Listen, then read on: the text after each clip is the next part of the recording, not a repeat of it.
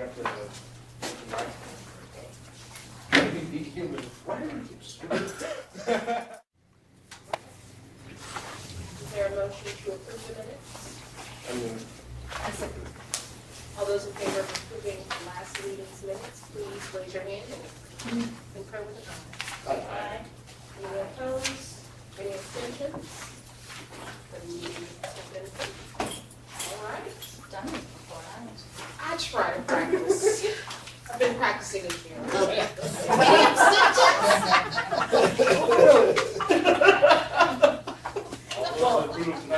Yes, yes. If not, attack Jeff.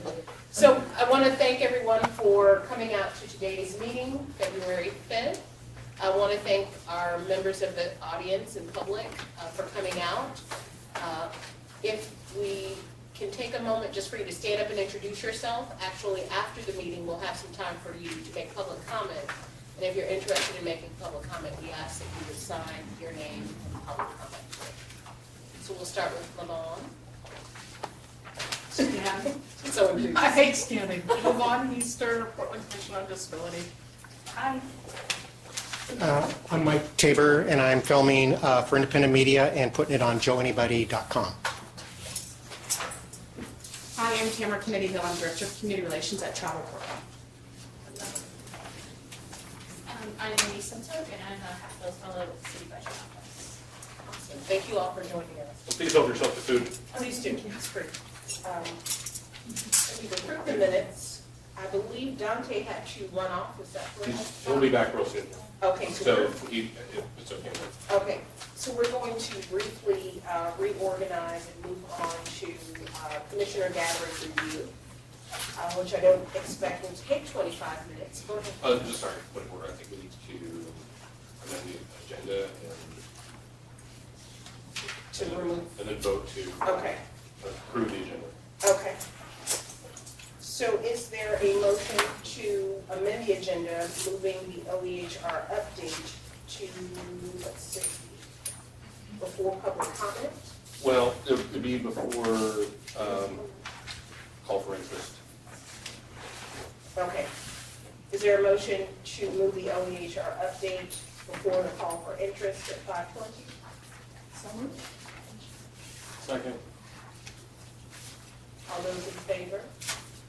Alina? I have another suggestion for Yes, you. please. Can we talk about the Governing for Racial Equity conference coming up? Yeah, I'm actually going to be bringing that up Okay, so it's in the education programs? in the communications. So do you want to bring it up at a different point? In the communications committee? Because, and rather than to discuss, I think Alan brought that up at the executive committee meeting about the education committee, and that's technically not a committee, so someone has to usher that conversation in. Right. So I was going to render Okay. my time for Okay. that opportunity. Yeah, that's fine. Yes, ma'am. I would like to amend the minutes to include a 3-minute report from the Community Discovery Commission. 3 minutes? You'll need more. Thank you, Amy. I depend on So you would like to amend that be added to, Committee updates. And then just, that was part of my question too. We talked about me doing the fairness hearing update within that time as well. so I think the time that we have allotted for the commissioner gathering review, that's not going to take 25 minutes. So given what Maida has brought up and that you all need time for the community discovery committee, why don't we amend to add that, both of those at time for that. So take 10 minutes from the commissioner gathering review and add 5 minutes apiece. Would that be sufficient? Yes. So Maida, would that be sufficient for you to go under the committee task force liaison updates on the gathering? And you actually having 5 minutes of that time for yourself? Well, and I do have to leave at 6, so I don't want to make it dependent on me, but if it's gonna be talked about, all I want to know is, Okay. whenever it's gonna be talked about, and that's it. Okay, yeah. And I just have one more thing. my quick update on post-retreat stuff. So the post-retreat is the gathering, Oh, that's the because we gathering. remember the language that we provided pre-gathering. So it's at the top, 425 to 450. Oh, okay, Okay. So that's the gathering. so you're saying that in that time, we can talk about the conference, we can talk about the, You all can take the time to talk about the follow-up from the conference. oh, right. Okay, does that make sense? Yes. A follow-up from the retreat. We're calling it a retreat and a gathering, so I just want to be clear with the public. Conference, which will be down here. So Exactly. Okay. So let's review all that has changed in that short time. So we, in the commissioner gathering review section at 425, that time will be allotted for Amy to talk about the post-retreat, also known as the gathering. And at 5:45, Myra will talk about the conference on equity, which will be built into the communications committee time. Yeah, I know they wanna know if it's interested. Okay. Okay. Any other pressing amendments to the agenda? Since I'm going to leave at 6, would it be better for us to talk about the government for reflecting under the upcoming events and emerging issues? Or do you want to do it under communications? We could do it there.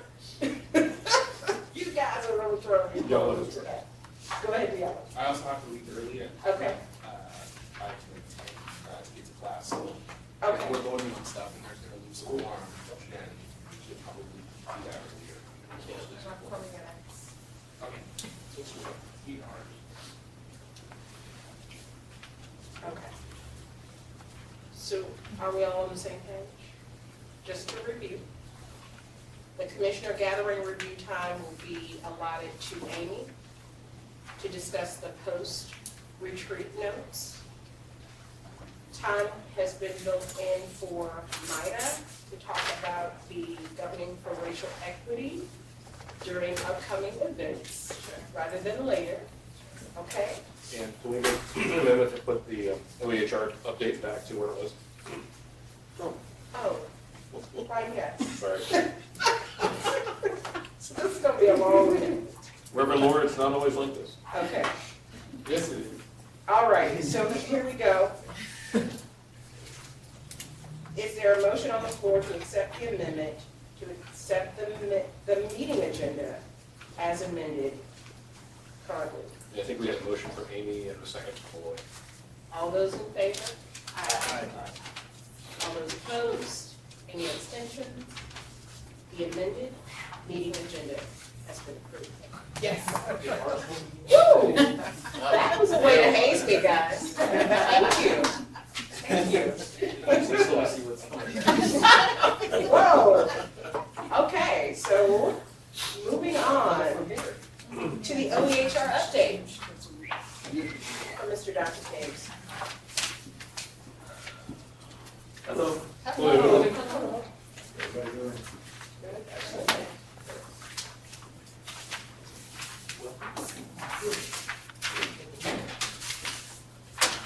Good afternoon. Good afternoon. It's cold. Yeah. Okay, it was -9 in Denver this morning, so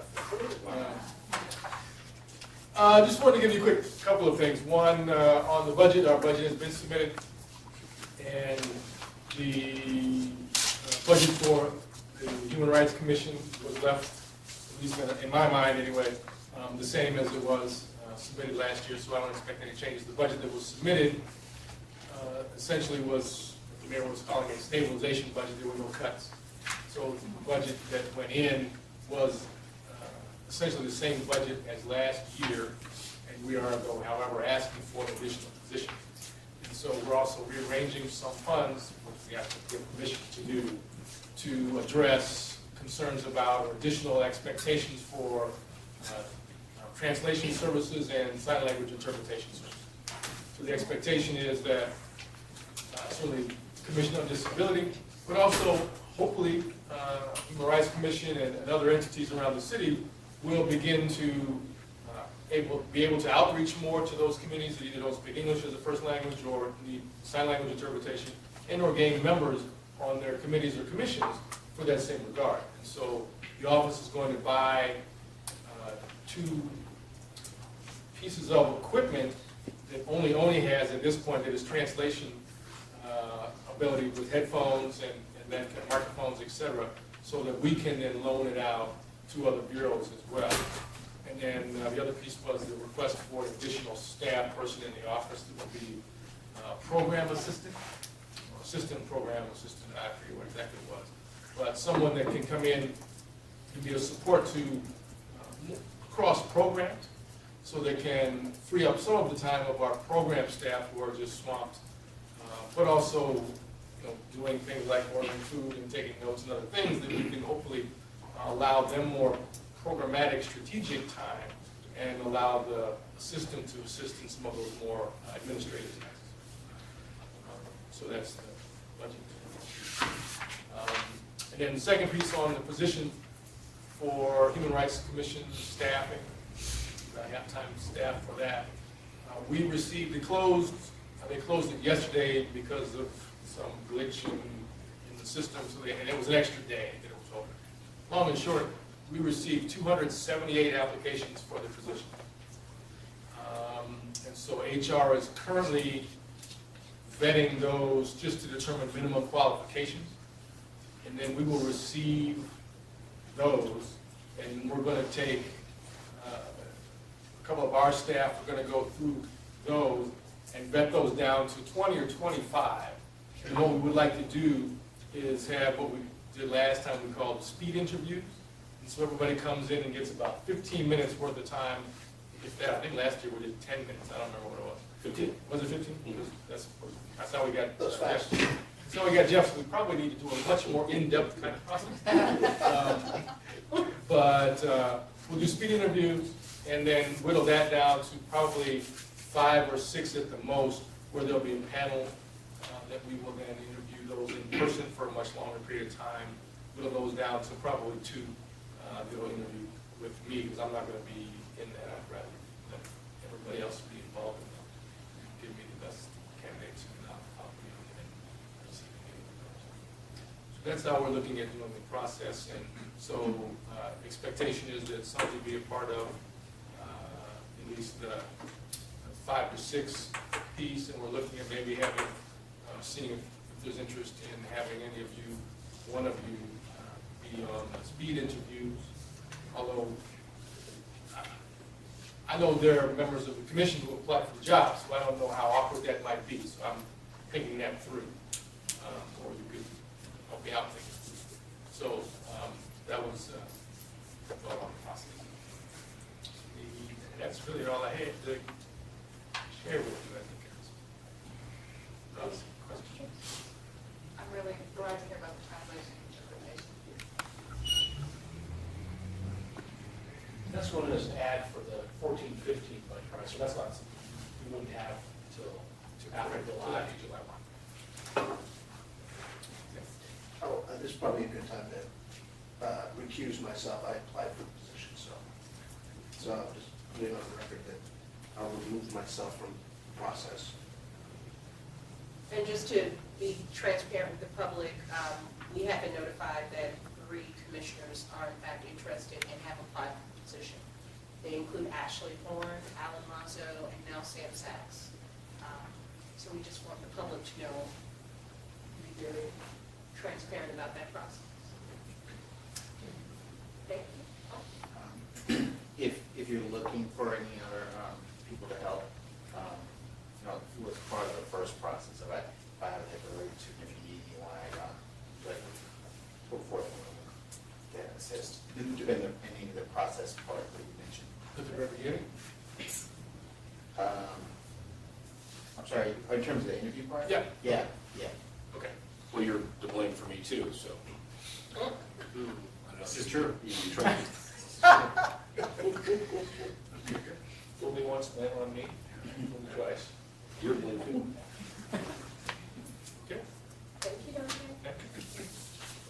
Oh, I actually have one more question. Oh. Were you doing okay after that loss on Sunday? Is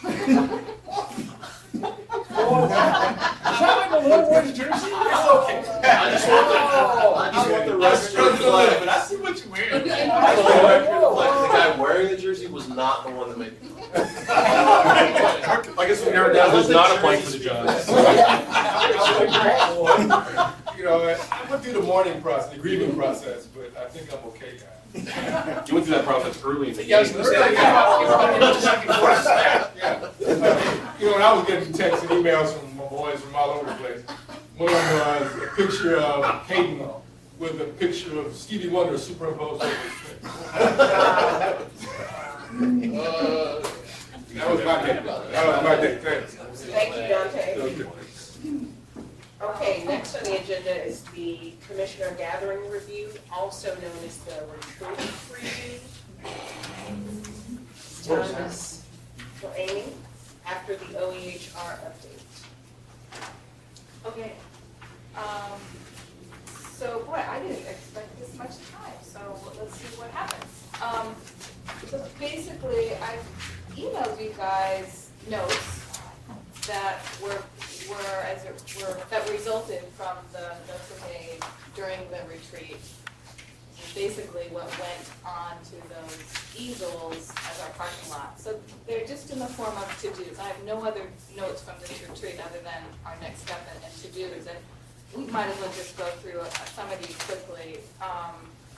So in terms of the larger scale next steps, we realized we wanted to organize an orientation for HRC members on communications specifically. You're mouthing all kinds of things. Oh, actually, I actually thought we talked about that orientation being before the February meeting. Is that? That would happen before this Yeah. meeting?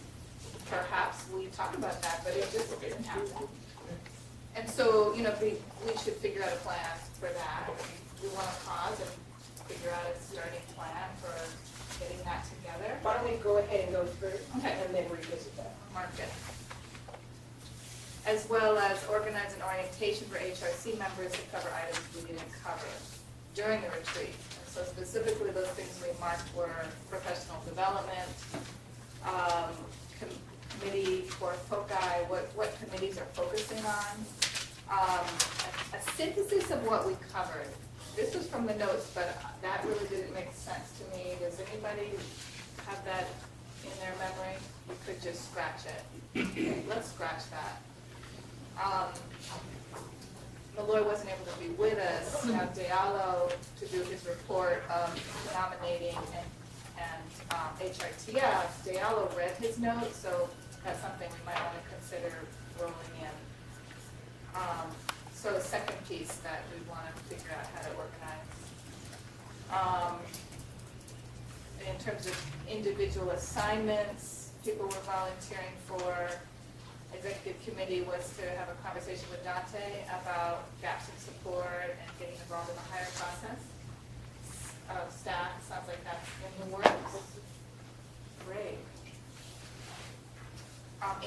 Amy and Sonji were going to have a conversation with HRC to define and inform roles of staff persons. So I think this was helping us all get on the same page about what kind of support do we want, because I think we observed that we have disparate ideas about that. So that's a third point to organize. Amy's action process stuff, and basically we'll talk about that in a second. There's some things for Kyle, including writing guidelines to the action process, public meeting laws,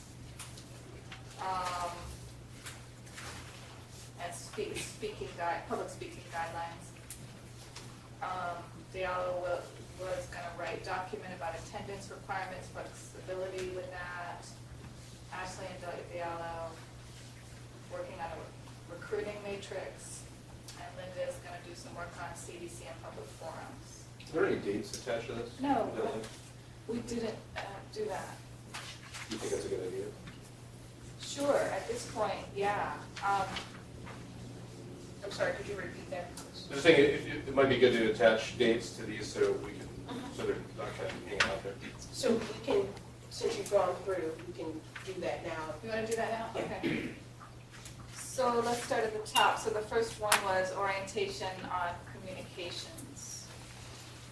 And so our communications committee is Sonji and Kyle, and who else? Just Soji and Kyle. Okay, so you get to make all the calls, I guess. We talked about doing this an hour before a regular meeting. So just keep in mind that obviously we're here at the February meeting, so that won't take place today. And the March meeting will be held out in the community. We're trying to get the mayor to come to the April meeting. And so there's a great chance that it could potentially happen, speaking specifically to the communications training before the April meeting, or it needs to be in the May meeting. So I would just say if we're looking at trying to add, a date that shows that we hold this as a priority, I would say the April or May meeting. But it would happen no sooner. Great. And if we talk about having a training for the full commission on communications, and so with that, obviate the need to have a new member orientation around that, and then a training. Because I think the new member orientation was going to be a full kind of orientation for new members. That was what I understood. You mean that second orientation piece that I talked about? Here on this list. Number Yeah, yeah, and so I'm not sure that we need a separate one for communications. We can be part of that, but I would suggest that perhaps the first half of the training be dedicated to bringing our new members in with an orientation, and then the latter half be the entire commission going over. That's a good idea. And it was my understanding that number 3 was more all staff, getting us all on the page first, but oh, I see. if we're all gonna do that together, it doesn't now matter.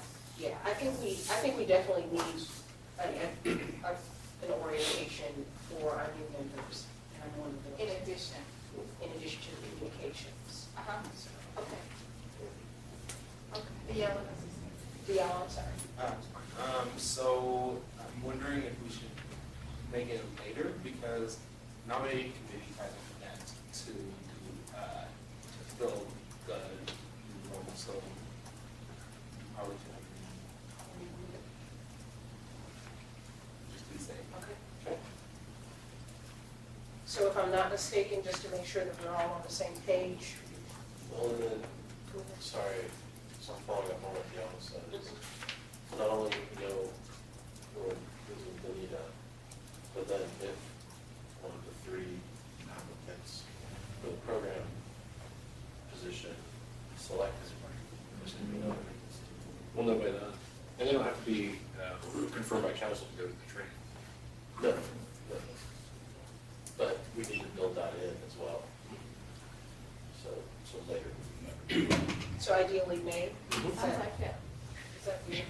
Yeah. May? Okay. So that's for the communications and orientation for new members. Which is still all full commission. Yes. Right. Split in half, one half for new members, which will be reviewed for everybody else, and the second half for entire commission. And I just want to iterate that during the gathering / retreat, we wanted Jeff to play a role in the communications part, and we still would like him to play a role in that if he's open and has the ability to do so. In terms of setting this up, do you want to just drop out things that you need, support that you need for that? Why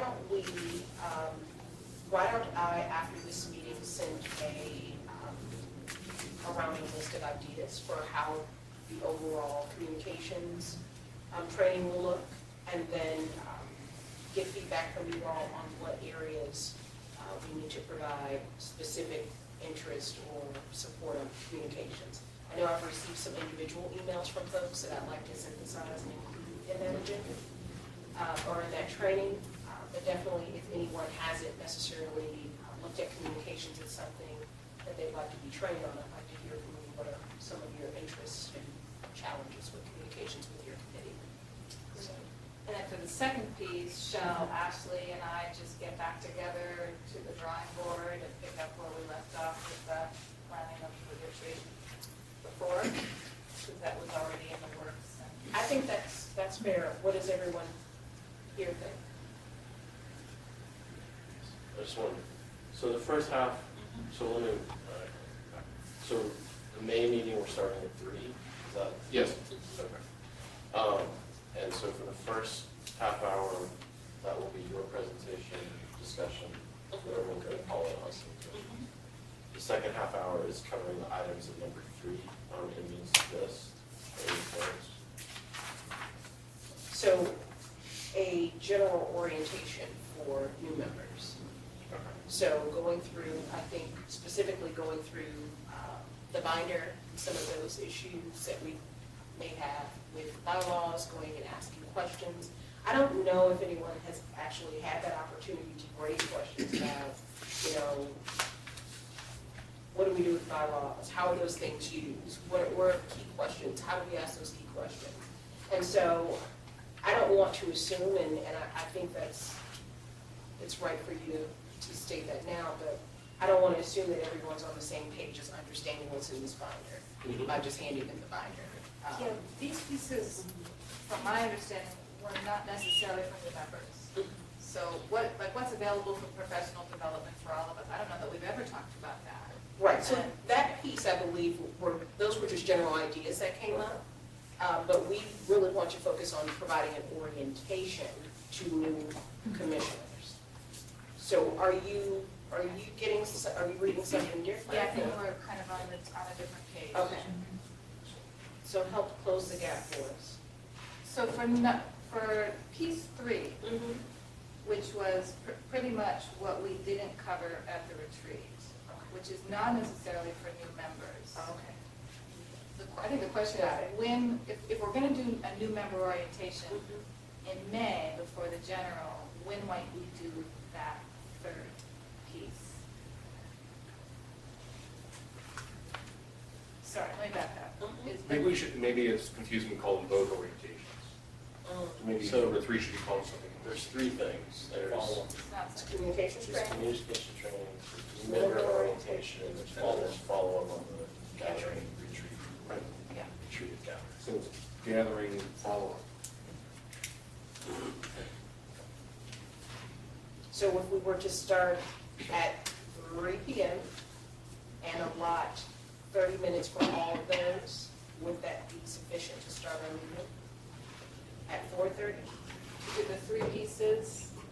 I So don't if we were to do think so. communications, The meeting starts at 4. So why can one of those items be moved to June first?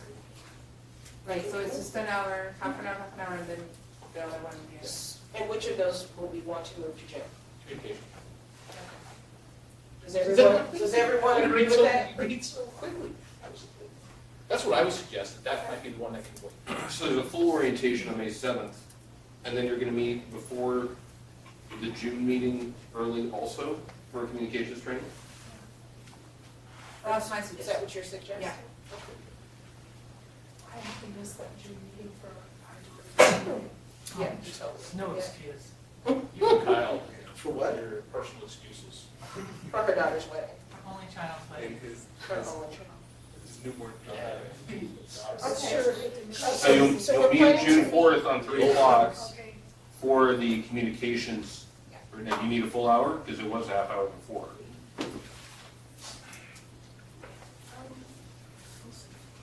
I would Yeah, say let's an give it a hour. full, 'cause- Let's give it a full hour, So May and June start. yes. And May will be orientation and follow-up from the retreat. June will be communications only.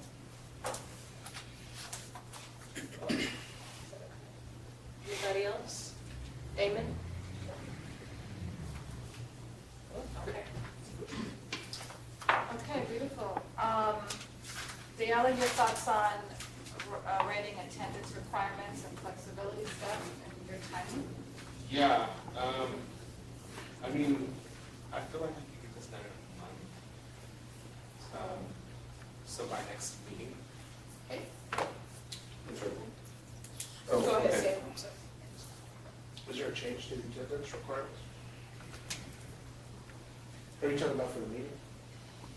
Yep, so he's basically looking at writing up something formally about our attendance and specifically, could you talk more about what you're going to be doing so we all know? Yeah, and it's hard to reach back, 'cause I notes about it either. Actually, I don't know how to elaborate on that. So aren't they in the bylaws? I thought there was already something already There existing. There is, there are. So do you need, Amy? So, the idea was that what's in the bylaws is pretty narrow, and we wanted layman members' description of what does that actually mean, what are the real consequences, so an elaboration of it, really, that's more user-friendly, that's what I understood. What that's happening. I thought it said, I thought it said specifically that, I'll excuse the emphasis. Right. It defines what that is, and right, so I'm not sure how I much. thought it said, yeah, specifically that you had to, you couldn't have missed a certain amount of, that it specifically says. I don't have it in front of me, but I thought it was already defined on how many you can miss and what an unexcused is and what the, so are you talking about adding? Well, this all happened at the retreat. Okay, well, I'm sorry I wasn't there. It's okay, I was- within a conversation, so it might be a situation where Diallo gets to his notes Yeah. Okay. and maybe sends us all an email that indicates kind of an outline of what the task is, and then if folks want to get involved with that, they can happen with Diallo. And so, based on, once you've had a chance to really review and give us all a revised update of what you're going to be applying to that process, you'll communicate that with us? Yeah. And then, do you still believe that you'll be able to do that before? Well, I'll get that email to you all by next week. Okay. And depending on, I guess, if I get from then, how we can move there. I'll say, I guess, yeah, I still can get that for next week. At least have a draft. For having draft. And just keep in mind, next meeting is not a meeting, it's a community, it's a community meeting, it won't be general business. You can't really do discussion on either. Right, that's, So Sam, would this be an offline conversation that you and Diallo could have about? yeah, 'cause I can explain it. Yeah, sure, perhaps explain it better. Absolutely. when we have- So just for deliverable deadlines, you want to just put April meeting? My April meeting? Yes, that sounds great. We've got about 5 more minutes. So, I'm just gonna go ahead and say the same for Ashley and Diallo. Diallo's here. Ashley and Diallo, I think we can probably work on that next piece by April. Yeah. And, And you're talking about the draft report matrix, so that will be April. oh, sorry, I'm misreading Ashley as Amy. So let's see if Ashley can work that out with you by April. Okay, thank you. And then Linda was gonna find a way to decide the process of forums with issue work groups. That's something, I would say that's in the process as we're doing that in action with HRC. I think we're having a meeting this Thursday about a forum on homelessness, and that might inform what this process really should look like. So do you think by the April meeting that you'll have a concrete? Yes, I think we can. Okay. Anything else about that before I move on? The conversation with HRC to define informal roles of staff person. Oh, yes, thank And you. then, yeah, so everything above Diallo. And so Amy, you and I can have that conversation immediately. We can have it when we meet on Friday? Yeah. Okay.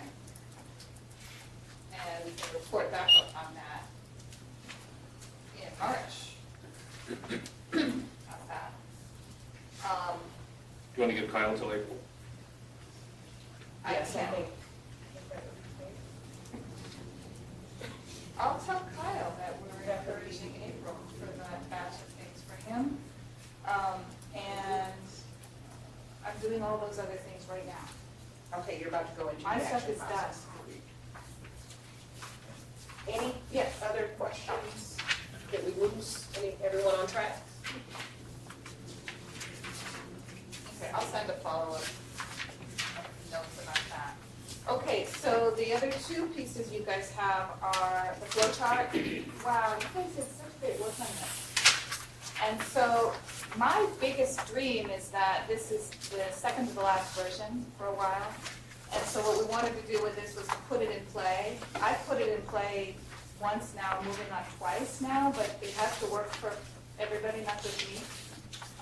And as you put it into play, or watch it being put in play, please take notes about things that don't work, because this is a live document and we can make edits. But particularly these red pieces, we didn't set timeframes for things, right? And so that's the main piece we want to be paying attention to right now. So, for example, how long do you guys want to hear the outline? How soon in advance of a final document do you need to see a draft before you want to approve it, that kind of thing?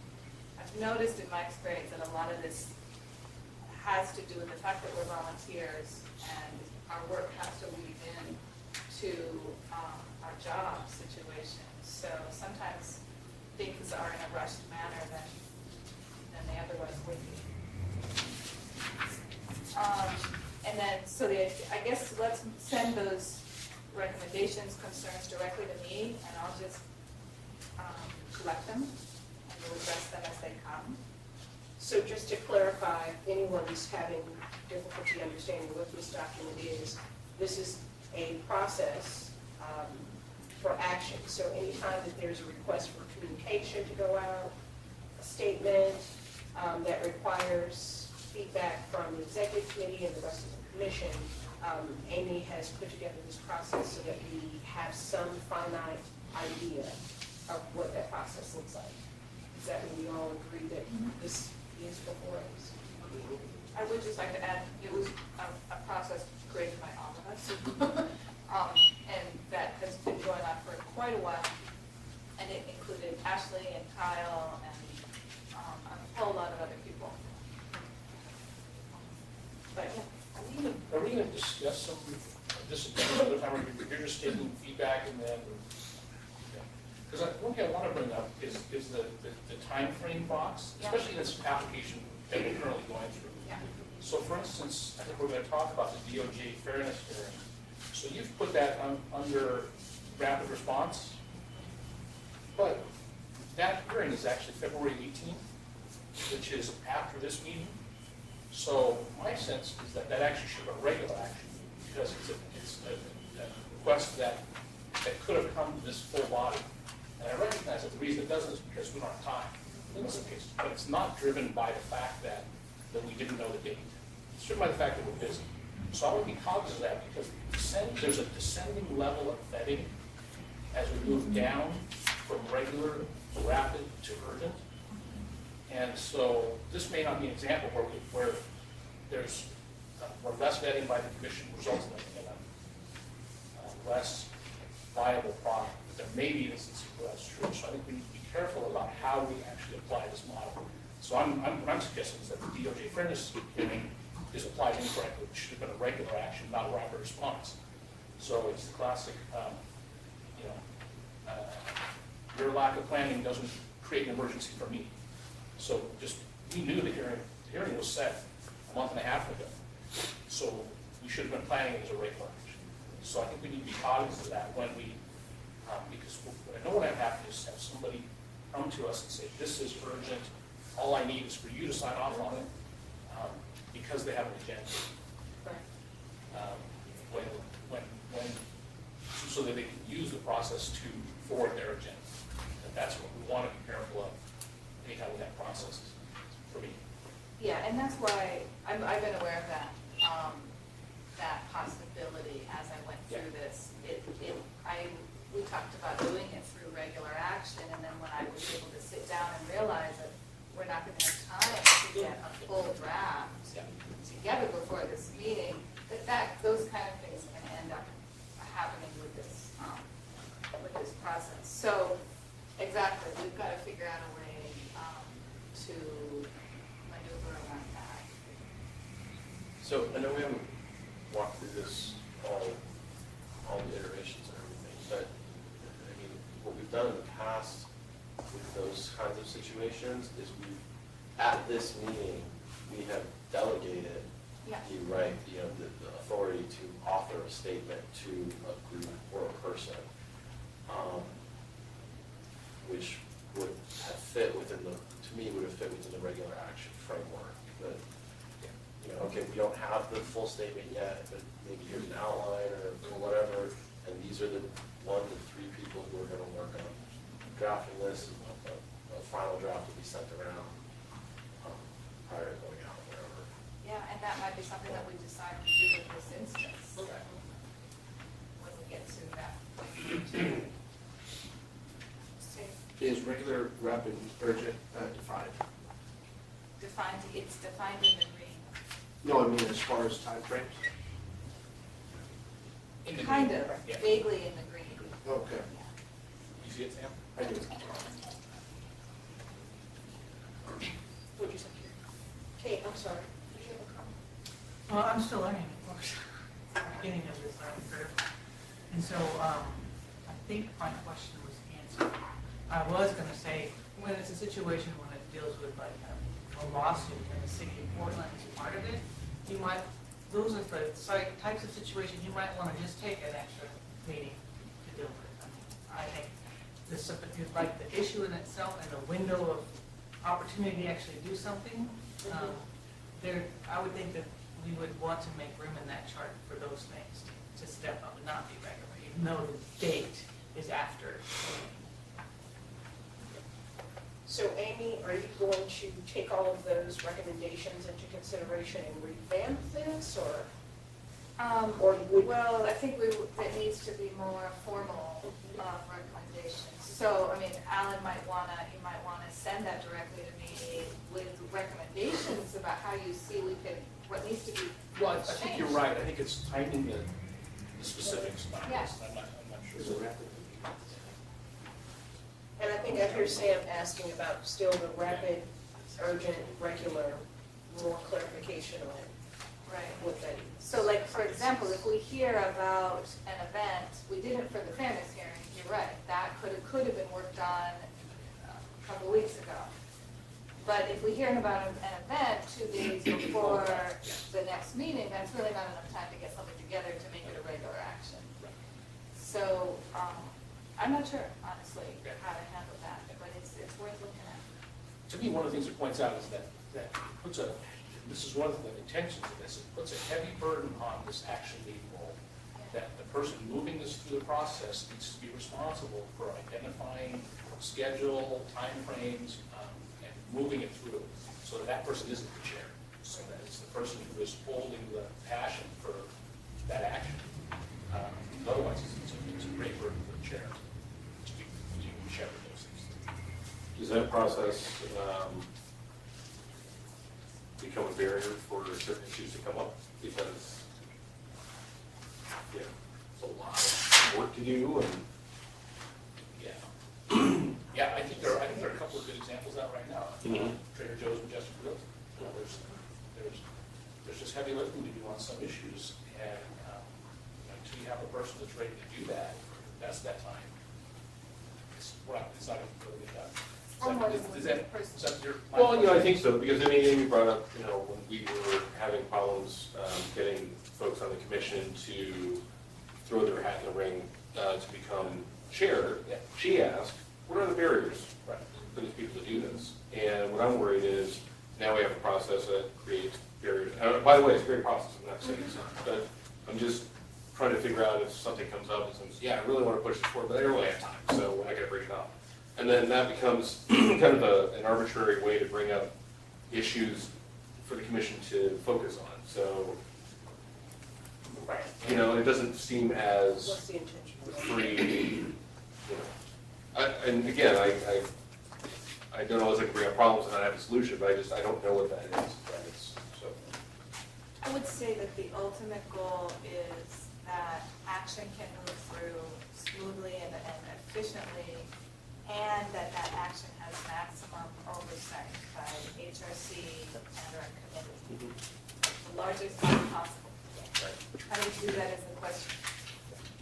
So I just want to thank Amy, Ashley, Kyle, everyone who attended the retreat, everyone who attended in spirit, who sent along their notes.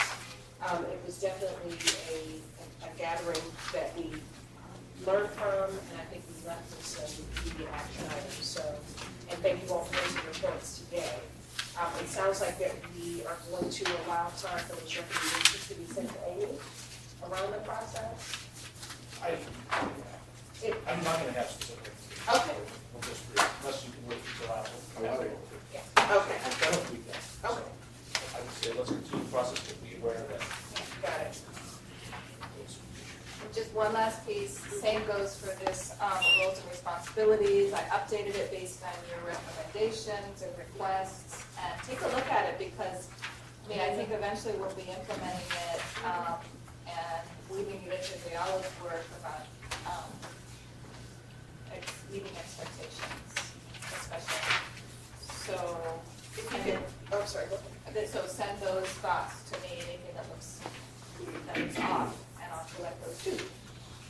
And if you could copy me on any communication about these two processes, I'd appreciate it. So that Linda and I don't make sure it's not a public meeting.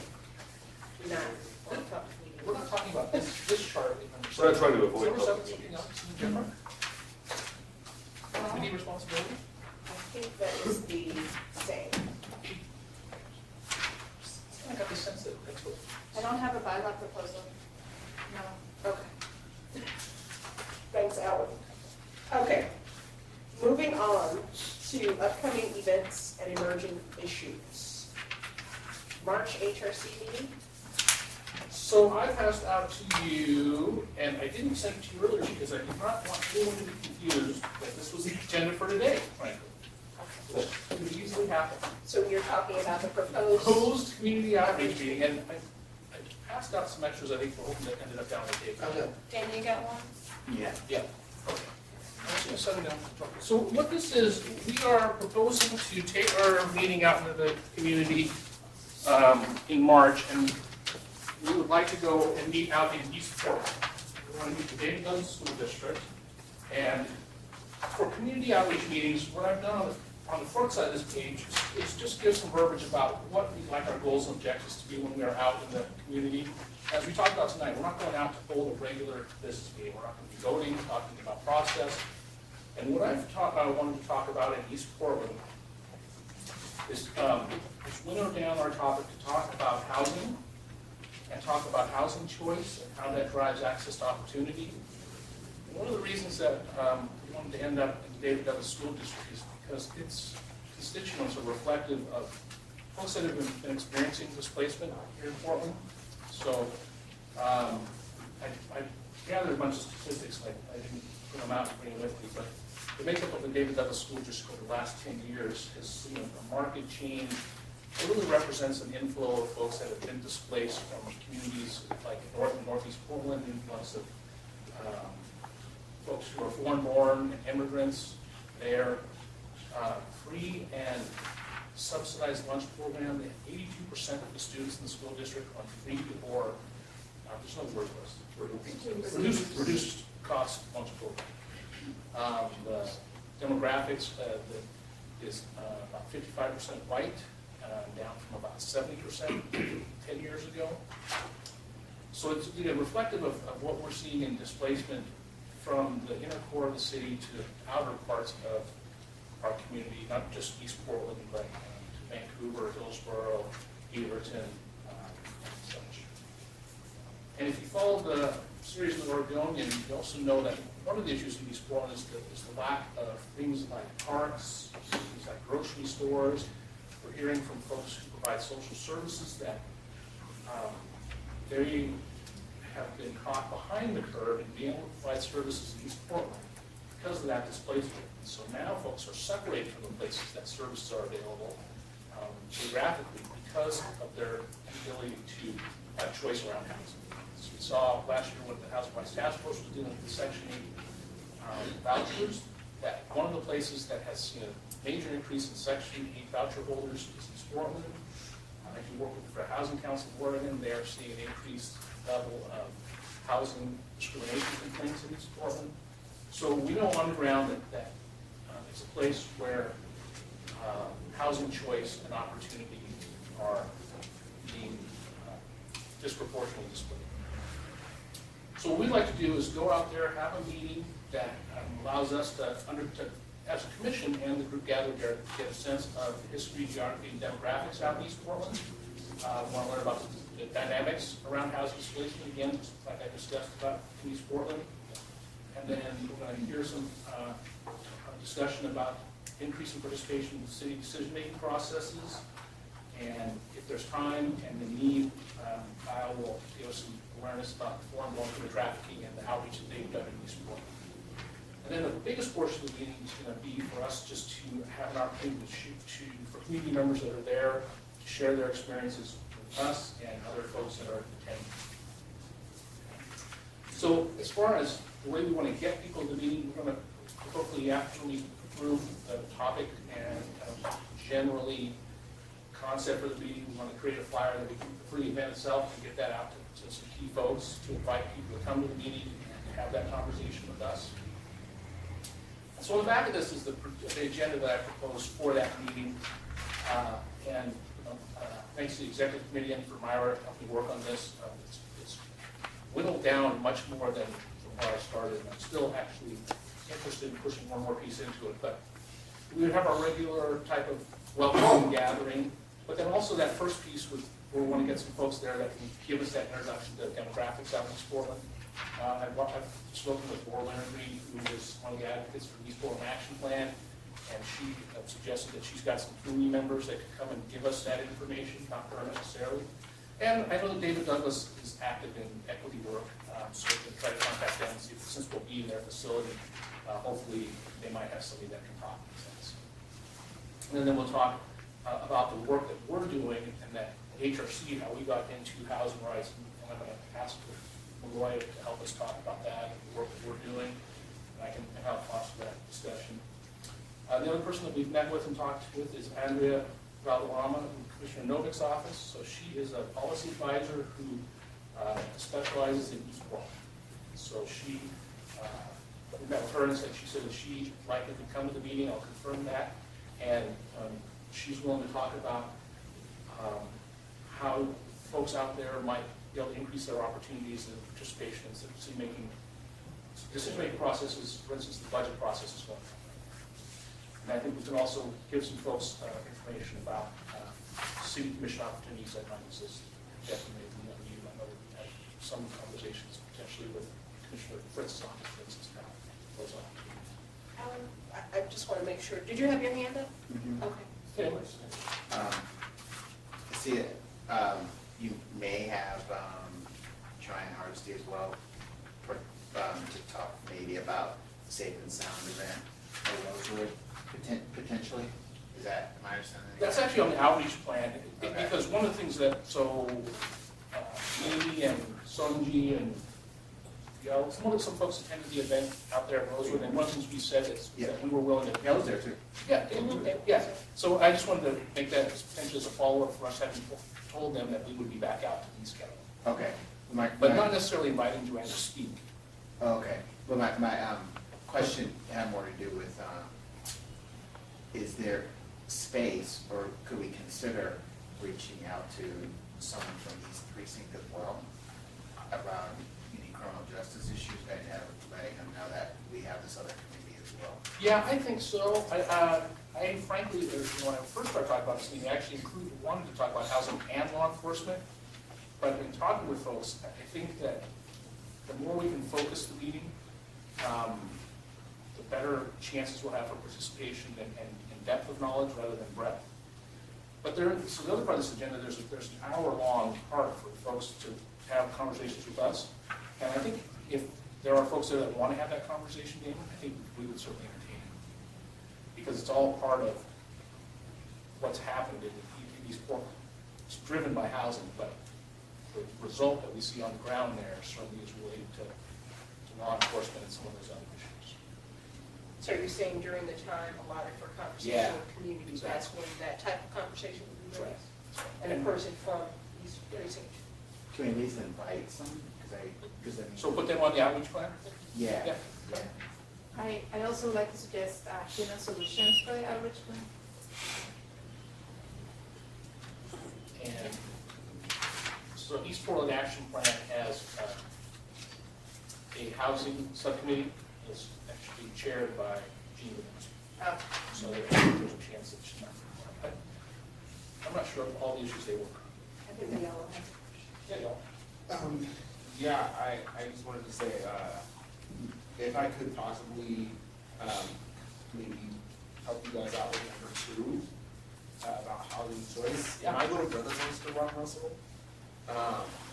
Really? Yeah, I don't know, but, he goes to Ron Russell, and it's an issue that's really close to my heart, actually, because, my mom lives right off Powell. And we moved from North Portland, off of Vancouver to Killingsworth. And so, just knowing like, how you're doing this is really, just wanna say thank you. And she, I mean, it's not, she doesn't necessarily even wanna live there, it's just the only thing that her section 8 will allow her to do. Okay, and it's literally right off Powell, so it's pretty dangerous. So are you willing to open that section for us? Okay, okay. So, can we have y'all opening that for us, the first part of the administrative process? You want to do that? Yeah. You're on. And then to move to our second conversation to about other things that might, but yeah, let's plan to have you, on that, just keep your name right to that section. Galen, thanks for putting this together, by the way.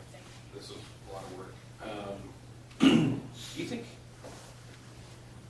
you think there's enough time in there, well, 2 things. Do you think there's enough time in there for conversation with the community? And do you think it falls early enough in the, it seems kind of top-heavy, talking at people?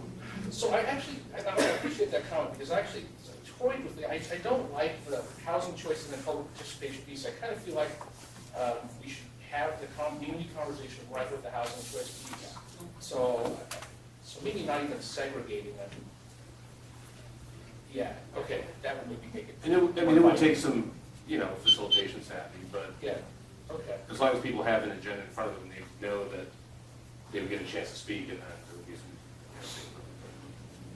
Is it, okay, so maybe I'll rework it just a little bit so that we have a conversation there, and then we do leave maybe just a general public comment period open, but use the main housing conversation as part of that top section. Okay, so I have 2 separate conversation sections. I mean, if everybody agrees with that, Well, actually, I like it too, and I thought, but yeah, that sounded good. So instead of just having that sort of 15-minute presentation about housing choice, followed by another presentation about government involvement, have the whole housing choice be kind of an introduction and then a conversation. Okay. And then have the other presentation maybe come later, and then have another conversation period at the end for all other comments. So presentation, conversation, and then comments.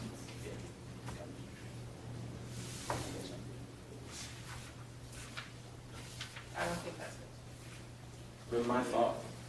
Because comments sometimes can take a long time, and then you shorten the other presentation, so that, it would be, like it might feel like you're having a really lively, important discussion, then out of time, we have another presentation that suits the topic, like it. Well, that's why I said it would take some facilitation savvy, but, I mean, and managing expectations with the agenda. But it seemed to me, and I'm not, adamant about, but it seemed that it was really top-heavy us, or the commission talking at people, and then opening it up at the end for conversation. And so I was trying to figure out, I just feel like it's gonna be hard once we start the conversation to put the brakes on it and shift to something else.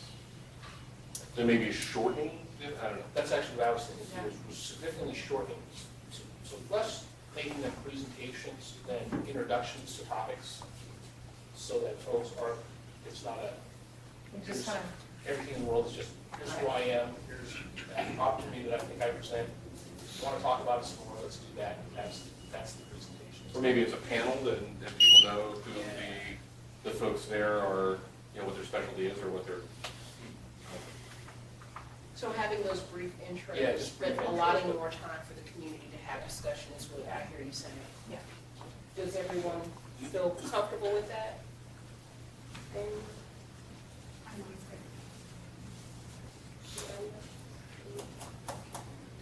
It's not to discount all the Right. hard work that you put into this. No. Oh, no, it's, we started, there's a Hunter Franklin Coalition local teacher there, and they agreed that they would help us with that for next week. That's fine. Damon's got that. Damon? Have you talked to Polo at all? Because he's outreach that he's doing, or has been doing in East County, and just, I mean, there might be something. Yeah, I think you're right. I think we have to add him to the list at least and see what else he could bring. Yeah, you know, his focus is a little bit different, but certainly there's room for. Some of the for same everybody. community, definitely the same communities are Yeah. very much. Yeah, there's a lot of community factors, you know, yeah, I mean, the Sonic community is large, and so, you know, we have all our meetings out there if you want them. Culture Drive. So for the sake of time, just reminding us at 5:20, we're going to try to resolve these issues. Some of those. Any other questions for Alan? Thank you, Alan, for your time, and I know he really worked hard to get this to us today, given the amount of detail. Thanks, Ida, for your help. And, yes, Bill? So I have to leave. I see that there's this news release here, and that's probably going to talk about. Can I just also look at the meeting? Just check and see what's discussed. If I missed anything important. Yes. Thank you. Okay. Moving on. Thank you, Bishop. To the shared injustice event. Would you like to talk about that, please? Moving on to what? Oh, CPRC. No, it's actually shared injustice This event? Okay, members. the Day of Remembrance. Oh, not that I was going to talk about that. I'm not sure I know anything about it. I can back you up. Jeff can back you up. It's, might have to remind me of the date, Jeff. It's February 23rd? 23rd. 2 o'clock? Sunday. There is a partnered event, sponsored by the, it's, the Day of Remembrance, and it's, an opportunity to come together and share the similarities experienced by the Native American community and the Japanese American community. Historically, there's a lot of similarities in experiences that our people have gone through. And there'll be a panel presentation with members of the Native American community and the Japanese American community, highlighting that history. There'll be some cultural presentations with Taco Drum Group and the Native American Drum Group. We'll have rich dialogue. I've actually personally just been hoping that an event like this would go forward for quite a number of years, since being introduced to some Japanese American elders that in rich conversation really saw the parallel experiences in our communities and in our culture. And this should be a really wonderful event. Where specifically is it taking place in the time? So it's 2 o'clock on the 23rd at Hoffman Hall, PSU. Parking's a little bit weird around there, but they always are very generous by giving us the venue every year. And the Day of Remembrance, if you don't know, is the anniversary of the signing of Executive Order 9066 that sent 120,000 Japanese Americans to American concentration camps. So every year we try to partner with another community and talk about shared injustices. I'm just delighted this year that I was able to be a part of the Native American partnership as well. So in the past, we've done partnerships with the LGBTQ community, partnership Canadian, and Muslim community, and a lot of others. So this is really going to be very exciting. Actually, that's, you said 23rd? Yeah, so It's Sunday. on Sunday, so Yeah, actually Sunday. parking's free there, but on the end lot. Yeah, and it's just weird because there's not a lot right there in front of the hall, so you have to walk a little bit. I mean, there's some, parking for folks with disabilities there a little bit, but yeah. So if you're used to parking right up next to a venue, then it's not exactly all right, but yeah. Stuff a lot. Right. Thank you. Any other questions about that event? We've got the HTTF Legal Outreach Event. Gracie has that I mean, does everyone know what happened at the last one, or what it is, or?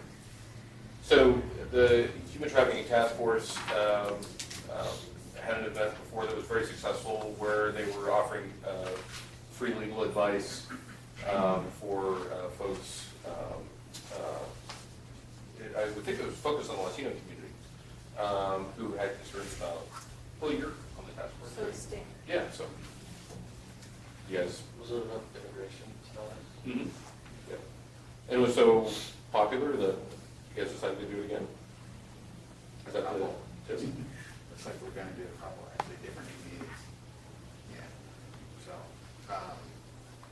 another one, Latino community, we're having discussions about, having one that, focusing on, Asian community. So, yeah. And again, there's 3 other members of that committee as well. One's Keith Bickford, sheriff, and it's Chris Kilmer from a law group downtown, and that person's Irene Conef from IPR. Do you know when the event's? We don't have a date yet.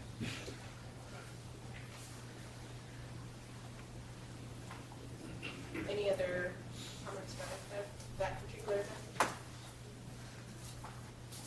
DOJ hearing coming up, February 18th, 9 a.m. Just giving people a heads up, this is just a reminder about that particular hearing and what's going on.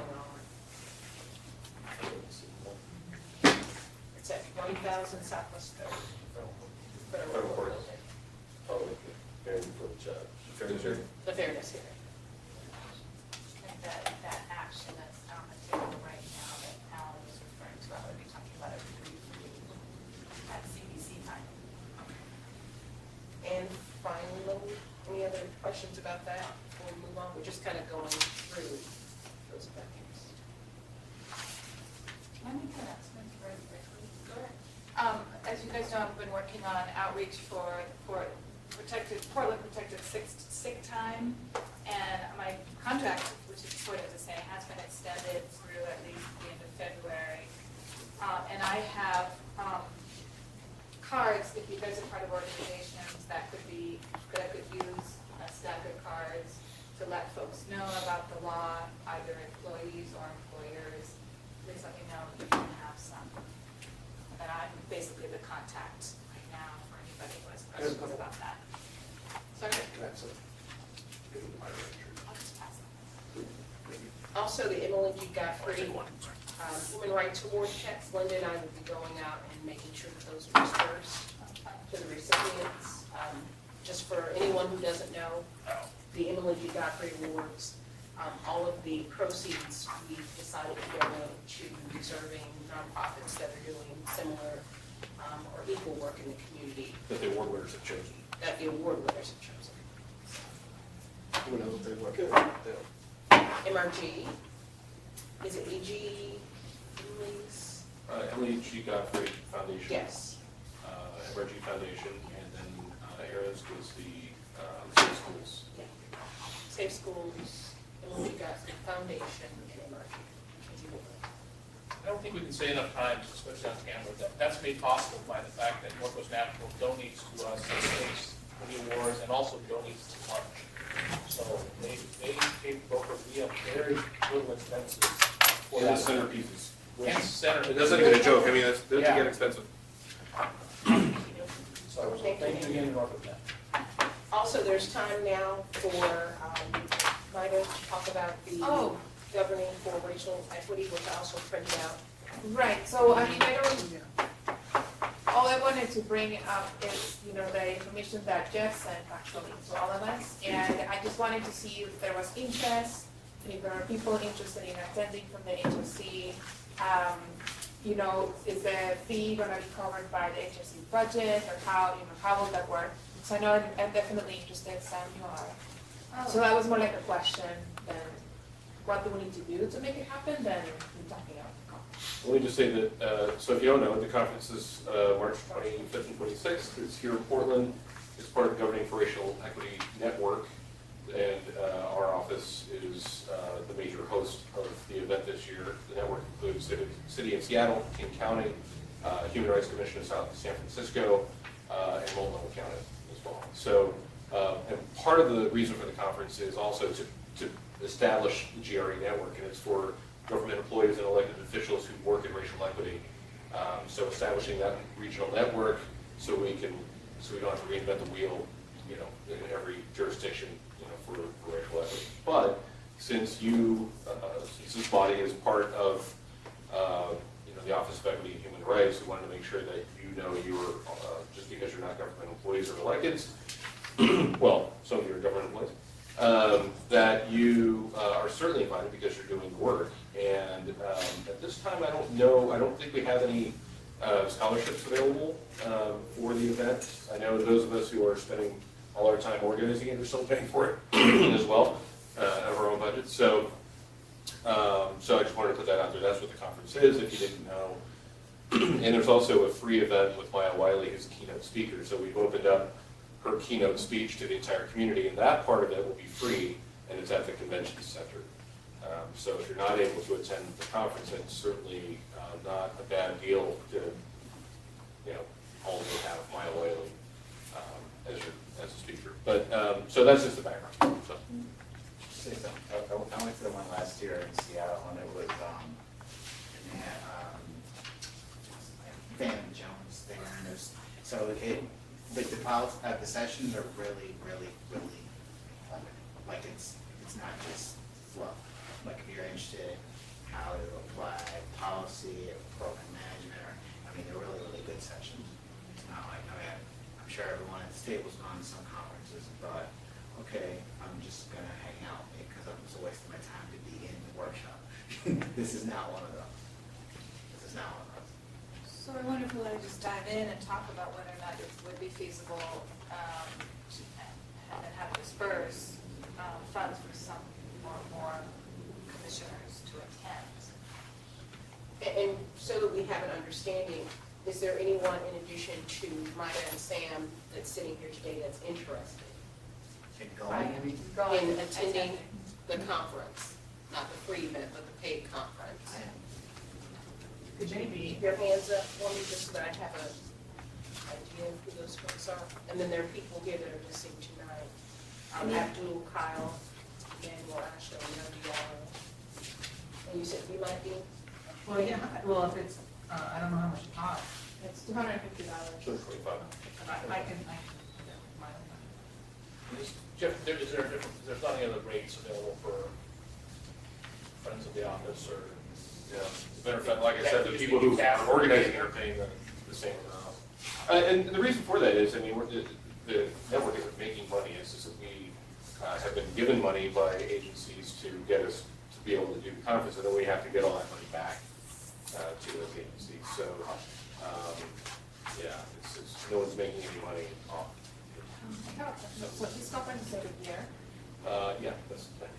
and it will be here in Portland. Nope. We will have to take a look at, our meetings with, with the rest of the network, maybe see who else is going to be in the network. So right now it's very heavy Seattle and the city of Portland, Multnomah County. San Francisco is really the only one that's kind of the farthest out. So we don't really know where it's going to be next year yet. So are there funds theoretically available? So I think there's a couple approaches to this for me from an administrative perspective. One, first is, I think we have to have a process for figuring out who gets to go and what the benefit to the commission is overall.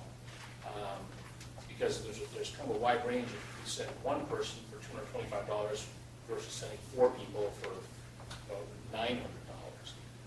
So we need to figure out how do we weigh that benefit. And I think, all as stewards of city money, I think it's a conversation worth having with Dante as to whether or not there's value there for folks from this commission going to an event like that. I think one of the things we've talked about as a group is finding professional development opportunities for people on the commission. And it seems like a good one, but those are the 2 or 3 pieces of conversation that we should have around any of the resources that we have. The Dante second part, specifically, excuse me, Dante specifically said he wanted HRC, all commissioners to know that they are invited to attend, and whatever your budget will allow. okay, thank you, that's perfect, I was actually going to ask you that question, so. And that's why you're invited. So that's great, so the answer, the second part of the answer is yes, there's without question, funds available for folks for us to go out, some folks. And so we just have to decide how it looks like. So, our and work Sanjay is will be supposed to guiding that conversation as chair. So Right. making those decisions, saying, okay, this is the budget, we have budget for X amount of people, and this is the process to decide who gets to go in a sense. So Which you, with HRC money. Right, so here's what I think should happen next. Based on the folks who aren't here, we need to get an understanding amongst those folks if any of them are interested in attending. Once we know the number of people who are interested in attending, looking at what the budget has allotted for education, determining if we could pay for everyone to attend based on that final number, or if we could possibly cover a discounted rate. And I think based on, I have 5 people listed here, and my guess is that there are 4 other people that might potentially be interested. So this could become a significant amount of money that we're investing, and keeping in stride with what Alan's put before us, which is all of our responsibilities to be good stewards of the money that we've been allotted with our budget. So I'm going to, after this meeting, send out that email correspondence asking if anyone who was not present at the meeting is interested in the conference to confirm by Friday, so that I can get back to you all on specifically how much is available in the budget, and then what that process will be.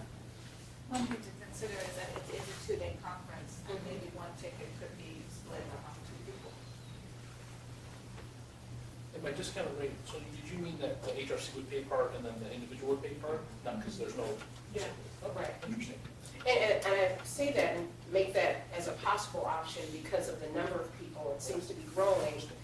And there may be other, I mean, I wasn't aware of this opportunity until about a couple of weeks ago. So there could potentially be other opportunities for professional development. And seeing that professional development is something that we're supposed to talk about in our organization, excuse me, in our separate conversation about professional development, perhaps there are other opportunities that someone specifically wants to raise during that conversation. So I don't want to pull all those funds for this event and then find out that someone is interested in proposing another professional development. What's the deadline to sign up? It should be on the I've got sheet it. I'm I was passing getting around. ready. Deadline, well, I mean, it's kind of loose, You really. control the deadline. I do control the So deadline. like, beginning of March. Yeah, I mean, you're probably not going to get a room, right? So the room reservations are going to be held until the block is going to be held until the end of this month. But, you know, we have room for 600. Wow. So, What's the 24th, I'm sorry? 25th, 26th, and it's at the Doubletree at Lloyd Center. What day is the 25th, Monday? Tuesday, Wednesday. Okay. Glenda, you had a question? Yes, Jeff, just offhand, were people in HR at Portland Public Schools invited to this? I mean, would this be relevant for them? Government employees Okay. and people who are doing government work, which I see. includes this body, yeah, and elections. So there will be actually be special workshops. Senator Gordley is going to be helping us with an elections workshop. So yeah, it's going to be a pretty good deal. So PPS HR knows about this? Uh, Or Okay, well- they're not strictly what you call Right. government employees, Right. is that right? Right, so we wanted to make sure that, I mean, we have folks registering from Massachusetts and Wisconsin, and we want to make sure that people working in government, pardon me? Maine. Oh, you have someone from Maine? Uh-huh. You know? Oh, wow. Are you doing registration? No. Oh. That's awesome, because I haven't seen it, so I would like to, I'm the one collecting all the registration. Maybe the skeleton tickets to the thing. That's I guess so, why yeah. I got one stuff. I got two. So you're saying But, that to answer Linda's question, you're Right. saying that they were not invited? Right, I think if we take a look at registrations that, you know, and it's not where we need it to be, then of course we would open up to education. I know in Seattle they opened it up, you know, for, I think for higher ed. So just so that we can move on, because we're about 5 minutes behind, I have Damon, Maida, Sam, Kate, myself, and then I'll check with your Oh, interested. we're going for- Yes. I'm gonna Right. say something? No. That's just, I'm confirming those are the folks who've expressed their interest. So we're gonna move on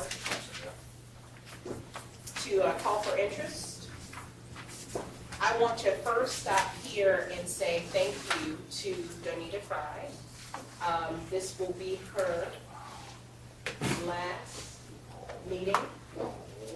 And she has been so gracious and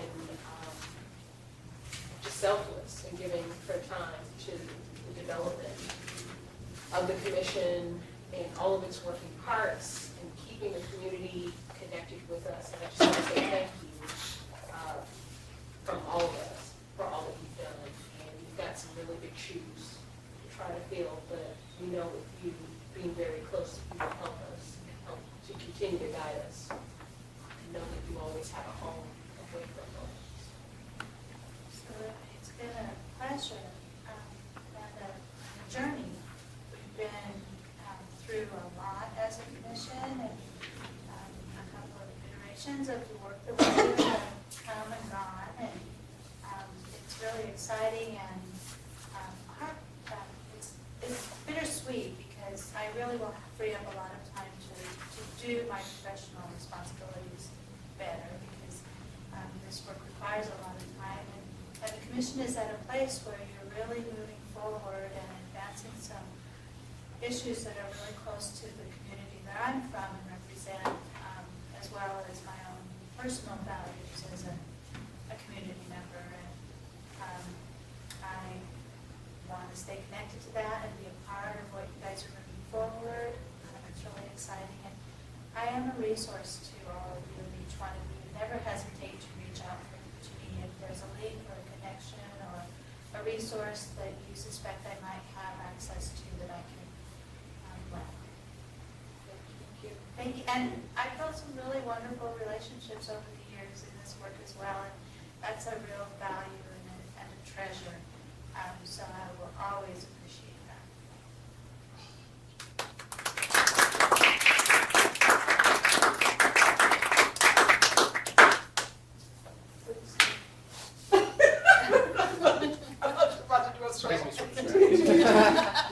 Now a song. So with Donita saying that there's an immense vacancy with CPRC, we desperately need to determine who our next chair will be. And it's important that we be very mindful of who's going to take that position. So, yes. Okay, well, what? You need two things. Okay, one second. You need two things, like you need the chair, and then you need the HRC member who's going to join CPRC. Right. At least to clarify. Ooh, There are two sheets. good point. Big Right. shoes. Okay. And what does CPRC stand for? Police relations. So sorry, I no, you're learning. thought that there might be another group with that. I didn't get that word.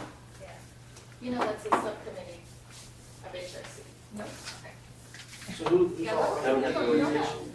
Yeah. School and- Me. So just for review, who currently sits on the committee? Me, Damon, Allen, Abdul, And myself. and So the committee is made up of 5 human rights commissioners, 5 community members, and 5 members of the police. Well, it's just changed, right? Pardon? It's just been changed, right? No. Or it's about to change. You made me think about CRC, or? Are you thinking about police accountability? Okay, so that's separate work, that's. So what is this for? So the Community Police Relations Committee was formed out of a mandate by the city to focus on the racial profiling report that was issued in 2009. And so our work over the years have been to address issues of racial profiling and police police policy to impact the reduction of vehicle out of the city. So we look at the stops, data reports, we've looked at hiring process, we've looked at use of force within the police department. We've gone through several trainings, really deepening our understanding, but most importantly, building a strong relationship with command staff, what the police bureau. The community perception of what goes on is way different than what we've discovered through our multiple years of work with the Portland Police Department. We have a subcommittee that was formed 2 years ago now, focusing on developing some training materials that have been implemented in the Portland Police Bureau on race and racism and how it impacts the police officers personally and professionally. And it's designed, the forward direction of it will be to go eventually down and be implemented as training to all line staff as well. David, did I cover that piece correctly? David's really been dedicating a lot of time to working on that. We have a work plan. We talked a little bit at last month's meeting about identifying some of the gaps that are existing in our work, but really will be driven by the new leadership in each direction in which they'll work in the future. Do we have an org chart that talks about? What to do?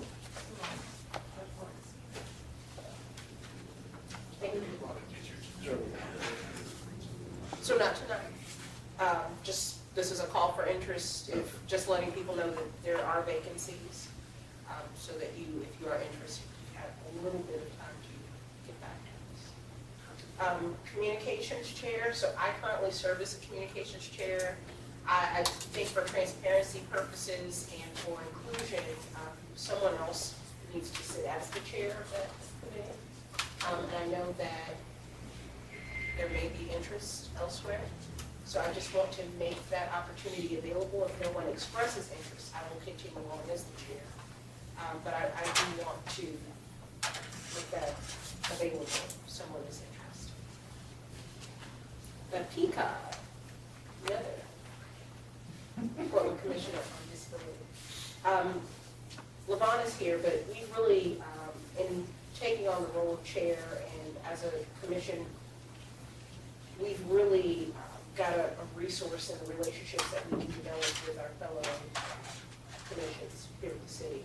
And PCOT is one specifically that we could definitely do a better job of supporting and really working harmoniously together on issues that impact the entire community.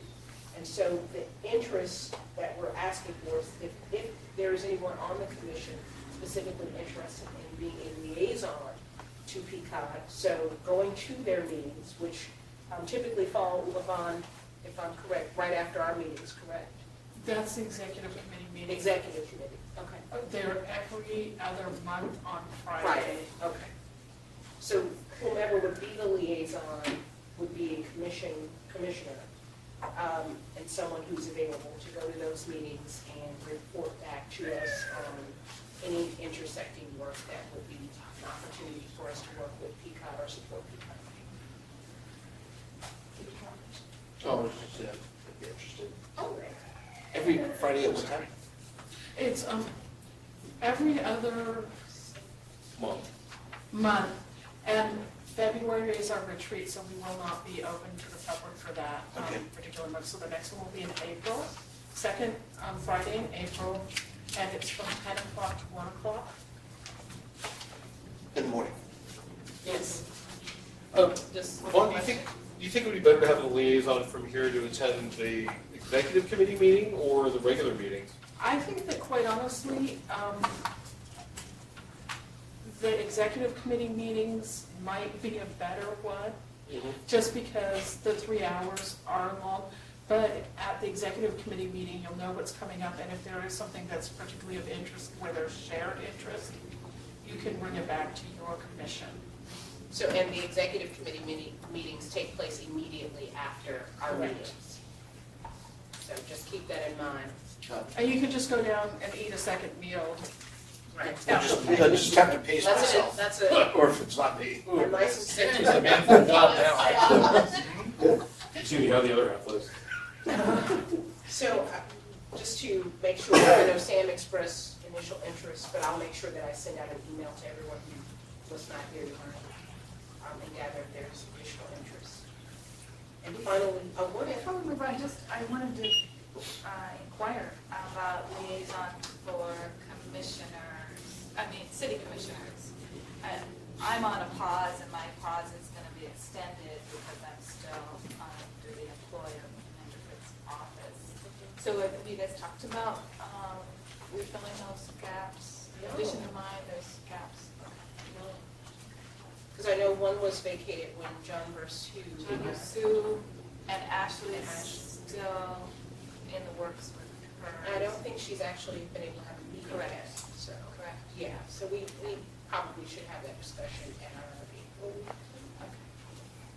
And I just wanted to say real quickly from the Portland Commission on Disability, the other option is that you can always just pick and choose and visit various subcommittees, because that's where the real work happens for the commission.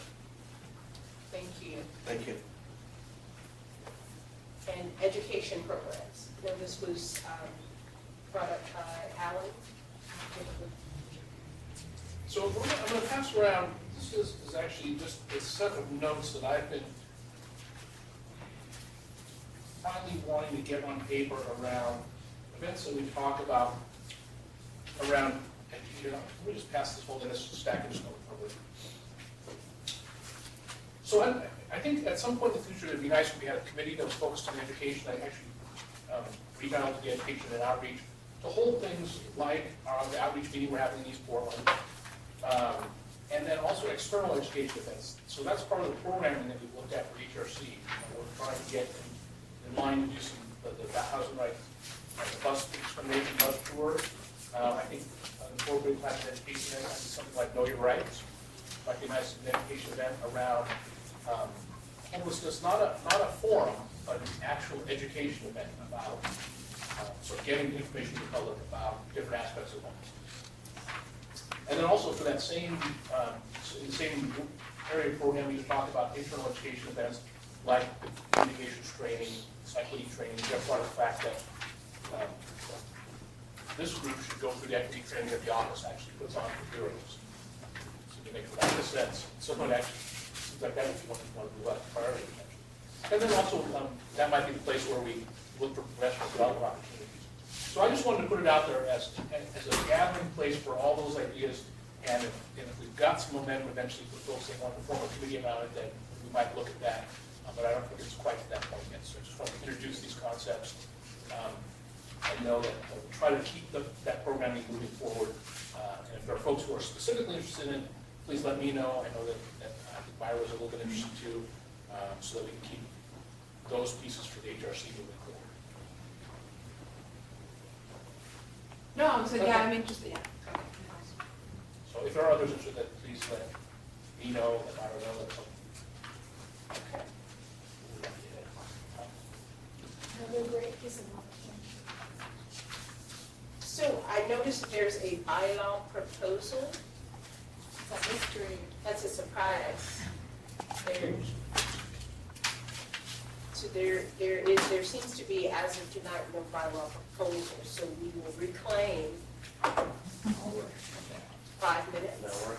Now we are. Well done, 5 minutes. Well, wielding the power. Okay. Starting with committee updates, task force, and liaison updates. Yeah. Let's get on. Yeah. So I will be brief. The communications committee, as I mentioned before, as your chair, I really want to be as effective as possible in my role. I don't want to read too much into the communications, but I do want to see more of the emphasis of involvement from the rest of the commission as it relates to communications. I think with the process action that Amy and Ashley and Kyle have really worked on, it really is a great segue for more people to feel the opportunity is available for them to to influence the communications that go out, and both internally as to how we communicate with the public. So I'm using my time for the communications committee to emphasize that the communications committee is something that everyone really should be contributing to.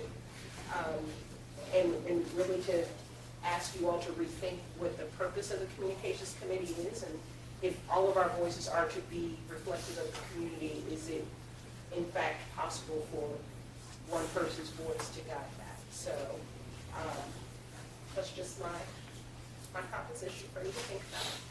Yes, In conjunction with that, Sunji and I had an important conversation after last month's meeting about the flow chart and how it really is likely missing communications piece. At what point does an action lead or a chair or an endorser, intersect with communications?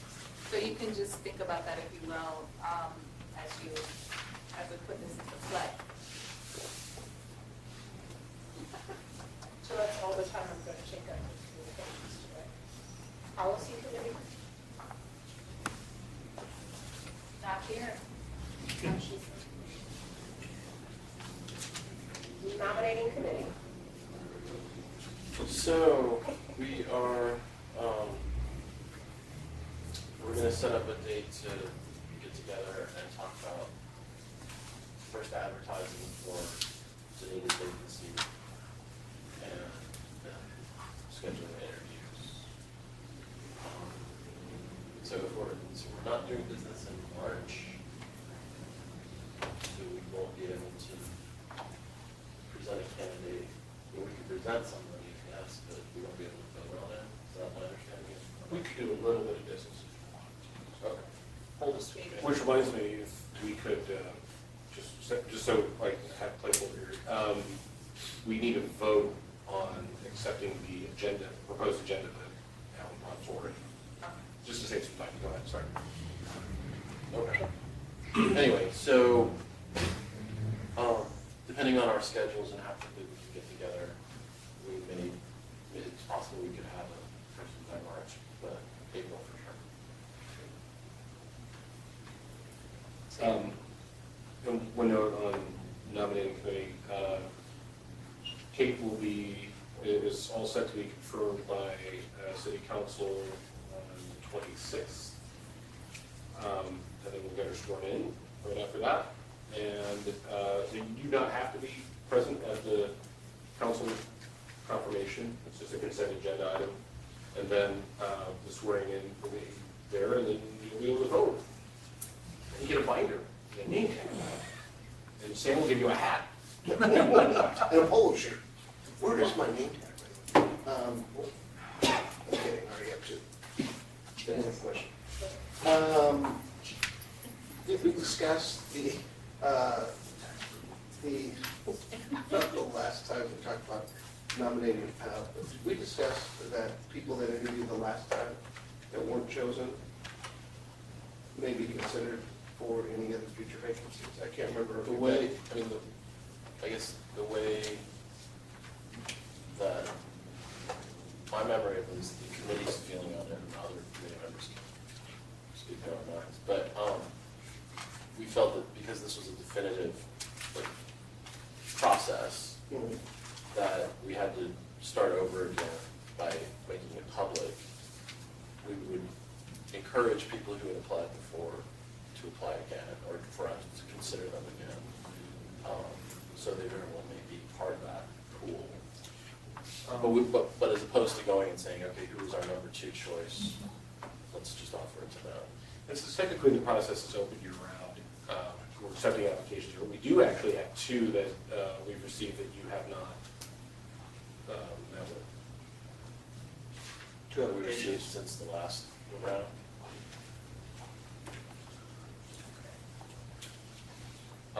And then the last thing on the nominating committee is we're actually, we're down 1 member.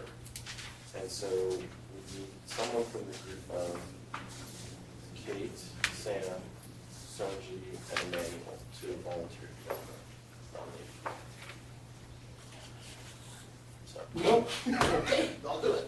you're on? Unless, Kate, what do you do? I'm all yours, Sam. Okay. Thank you. So that's why I said we don't provide any meals at that. Yeah. There's no food on food.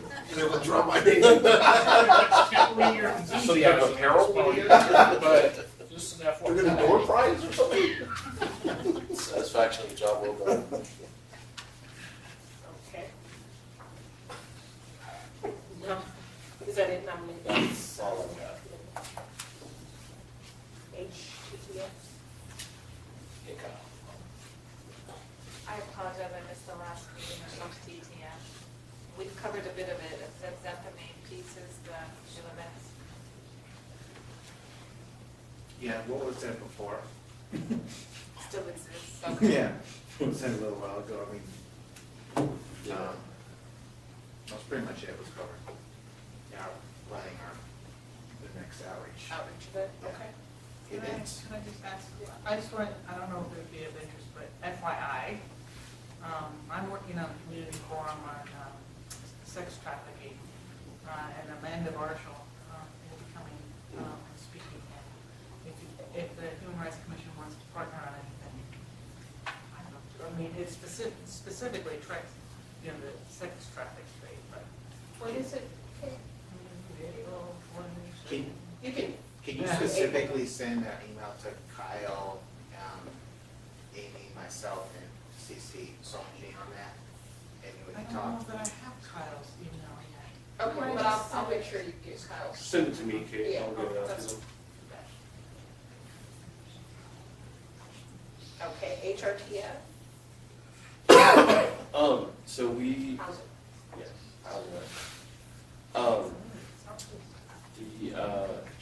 we're set to meet tomorrow with, Linda and Amy, and, or your lead. Yeah. To talk about planning the forum or event around homelessness. So we'll be doing that tomorrow, and then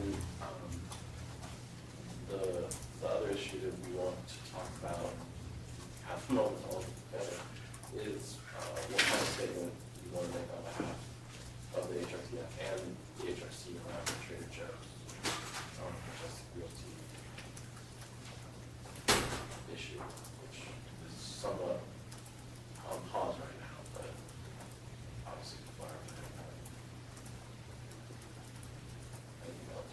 I feel like it's more, you know the latest on, yeah. They're pulled out. Yeah. So for me, I think that puts it more on pause. I think it brings it right to the forefront. I think that what has transpired is creating a lot of very hurtful speech around this topic. It's, the sense I'm getting are people that, young white people who have come into that community and are part of the issue around displacement, feeling like the African-American group is the one that drove away Trader Joe's. And so we're set at this point again where we have this great divide about sort of lack of knowledge about history and perspective. Why did this happen? It reminds me of the North Williams Avenue bike lane issue, when so many people said, what's the big deal about a bike lane?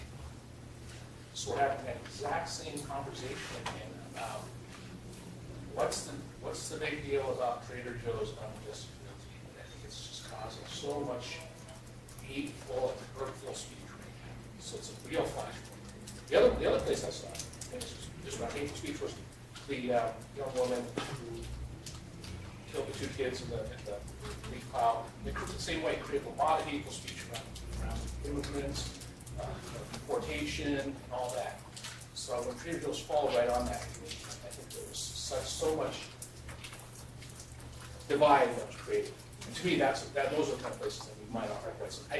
It's so hard for us resource-wise to do it, but to me, I just wanted to counter what you were saying about being on pause. Well, and I want to clarify, I didn't mean that our efforts were on pause. Okay. The urgency around either speaking out for or against or Yeah. neutral on that development is on, that is urgency is on par. Yeah, the PDC But level. our statement on something, I absolutely agree, is not something our people is on. And I think it changes the behavior. I mean, that's correct. One of the kinds of statements we could make is, oh, folks, we just, let's perspective on this. So what you generally do is issue statements? Do you ever like create dialogue? It's good with, with some time and resources. Right. Yeah, I mean, Just wondering. yeah, it'd be nice, and again, this is a place where it's like, yeah, it's, and with a partner. Oh, no, go ahead, please. Go ahead. With a partner like Race Talks, for instance, it might, but, you know, we might be able to say, we could dive into this, but even Race Talks, you know, they're calendar out like a year. And I know Judith from the office did some work up there even earlier on this issue, so that's already been done. Yeah, it's terrible.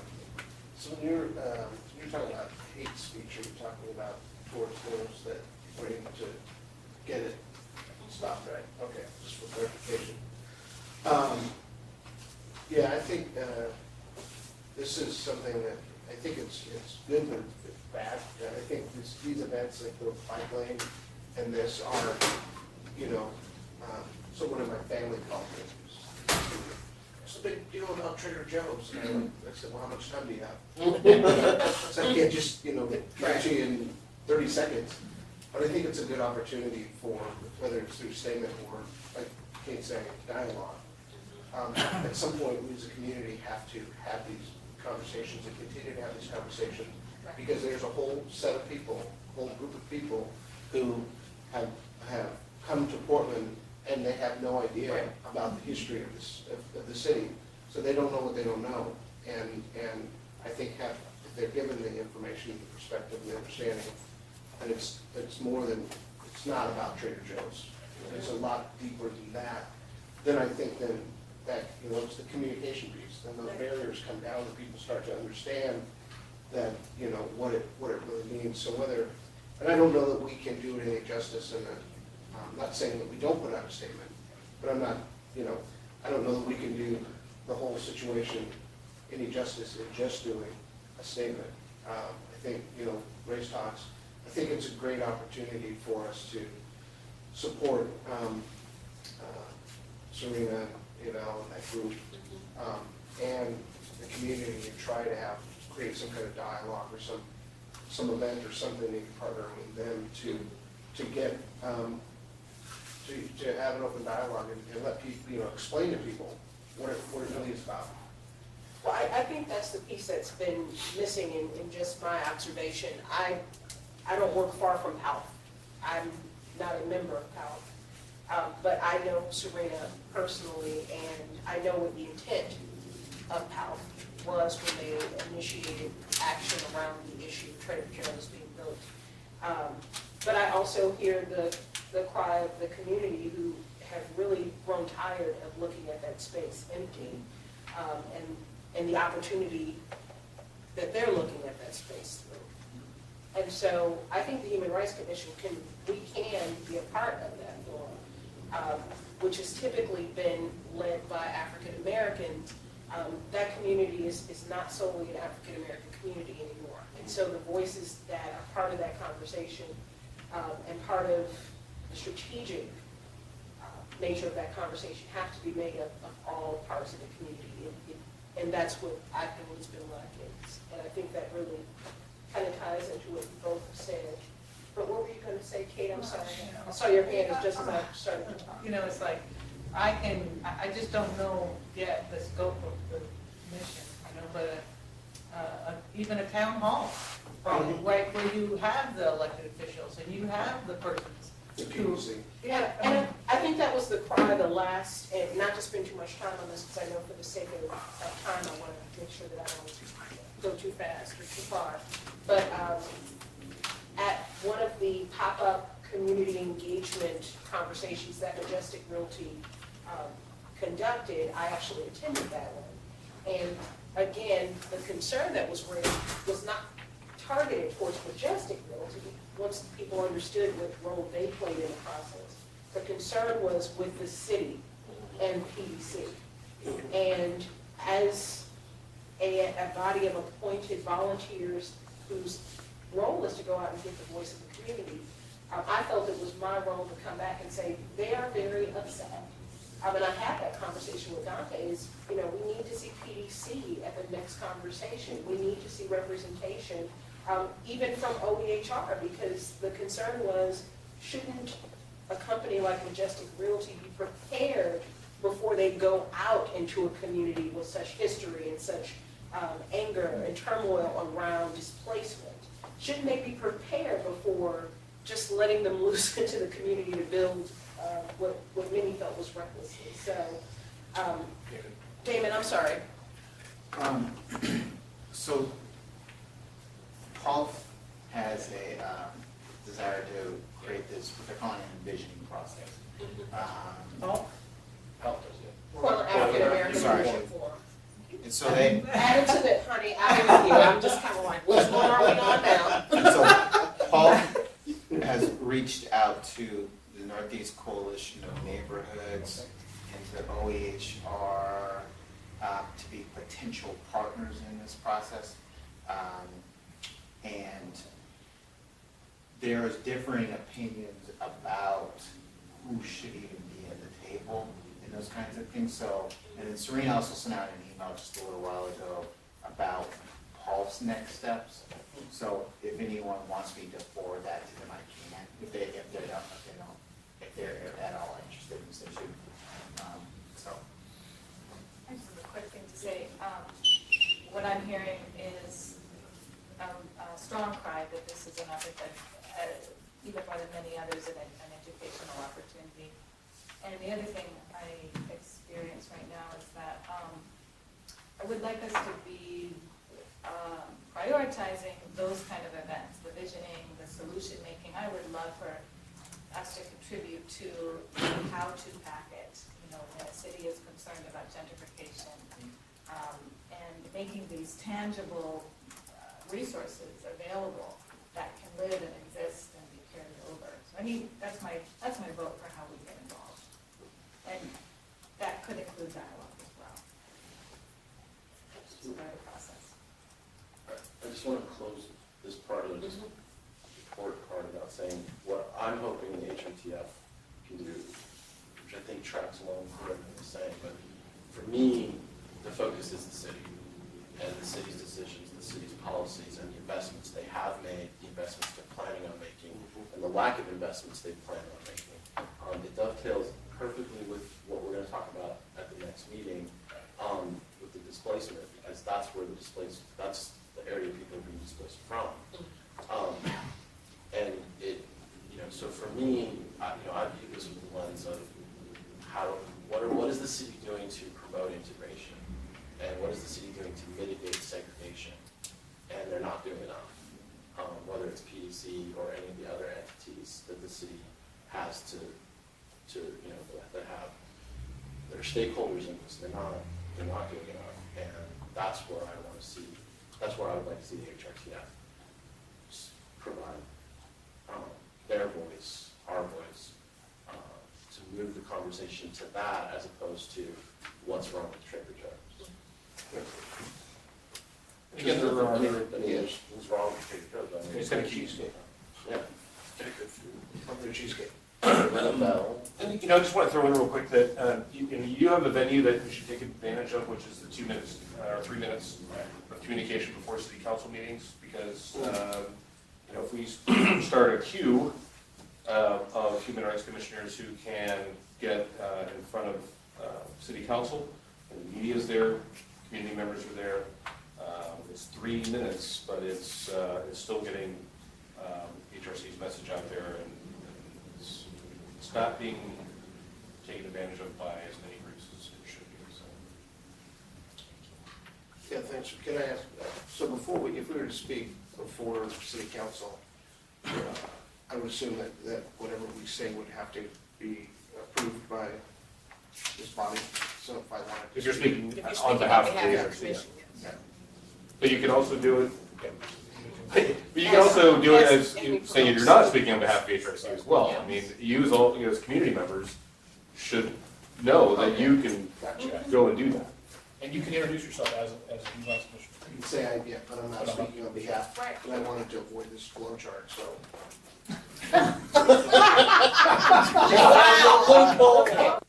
But what a lot of what's happening are people, I saw this, the quote today from the chief that the role of the police is to wake people up on the Yeah. streets. And so, Well, I'm not sure exactly what we're doing about it, but we need to be aware that we're coming into a period of active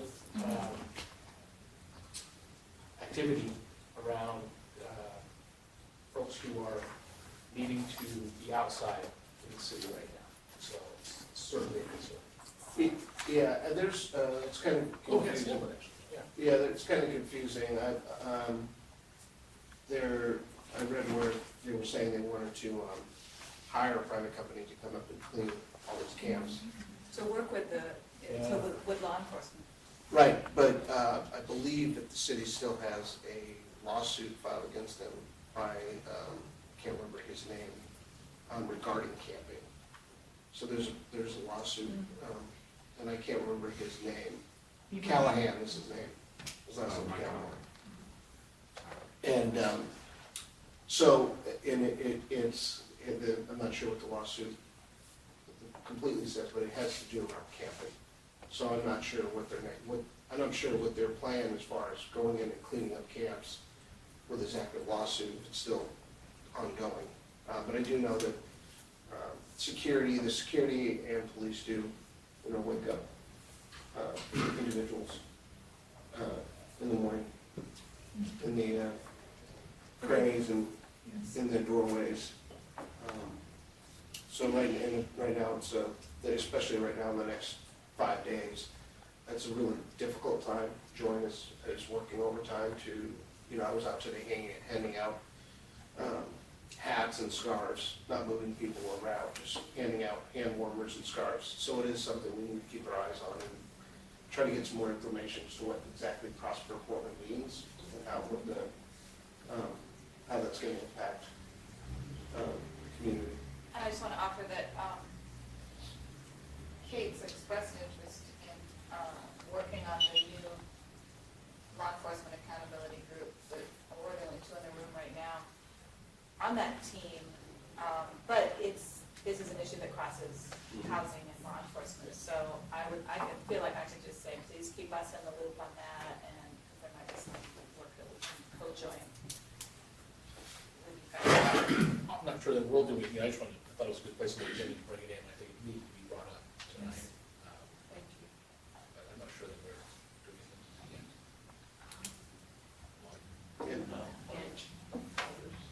Do you agree with that? What was your question, sir? I'm sorry, the full questions today. What about the testing?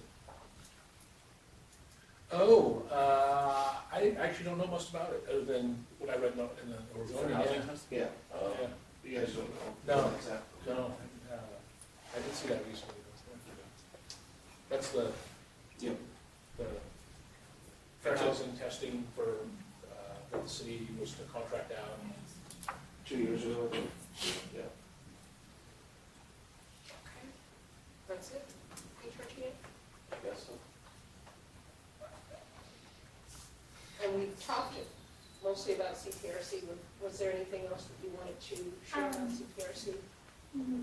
Well, last time I brought in a conversation about the roundtable report recommendations, and we connected all the dots on that. There's a follow-up with the Police Bureau's website to highlight the work of CPRC and that, around communications and visibility of the work. I believe that I tied those recommendations into the city council report that I submitted to Kyle, but I should follow up with you, Amy, with our person around those specific action items that tie back to the recommendations out of the roundtable report around school to prison pipelines and. I'm not sure what the question is.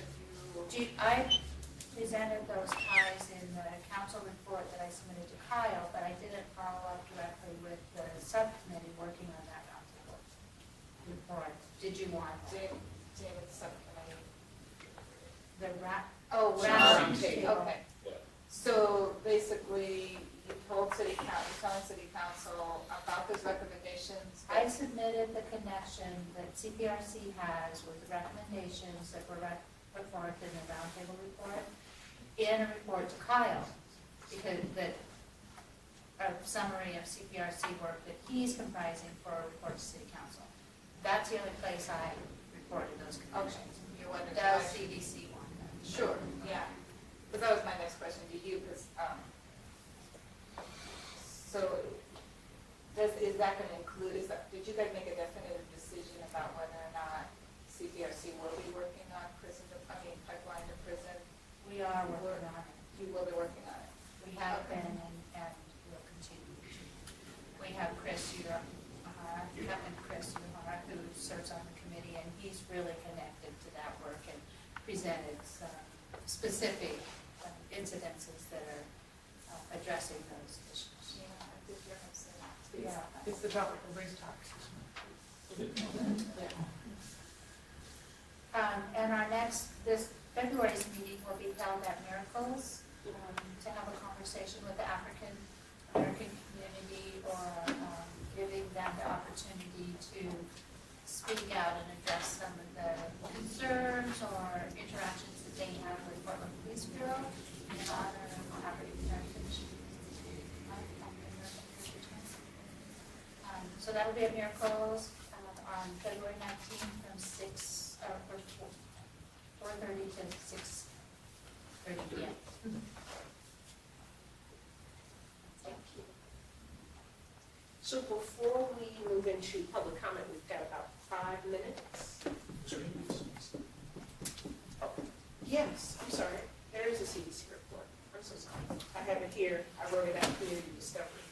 Okay, for the benefit of the public that may not know what CDC does, the Community Discovery Committee's purpose is to gather human rights insights from the Portland community and to align the work of HRC with community initiatives and to introduce the work of HRC to the community. And this month, we are continuing to plan a spring homelessness solutions plan with the Housing Rights Task Force and Michael Moore of Sisters of the Road. And we need more HRC volunteers to make this event a success. So please let me know after the meeting if you can help out. Our first meeting with CDC, HRTF, and Michael Moore of Sisters of the Road will take place here tomorrow at 5:30. We're brown bagging dinner, but I'm promised to bring a really nice dessert. And in preparation for the forum, we've been interviewing people at St. Francis Park, and we will be interviewing staff at the St. Francis Dining Hall. And Sonji Young, our chair, and others on HRC will visit R2D2 in the near future. And one long-range goal of CDC is to create a useful community survey for the general public in Portland around human rights. And this will be a rich resource for all and a true public service. Sonji Young, Manuel Price, Amy Samara, and I attended the recent Albino Ministerial Alliance meeting at First Unitarian Church. And Amy is going to report on the Police Accountability Committee's activities around that event. Yes. Okay. Okay, so last week the press release was sent out, thank you, Jeff, that basically supports the AMA Coalition's series of events that are preparing the community to testify if they want to regarding the DOJ agreement.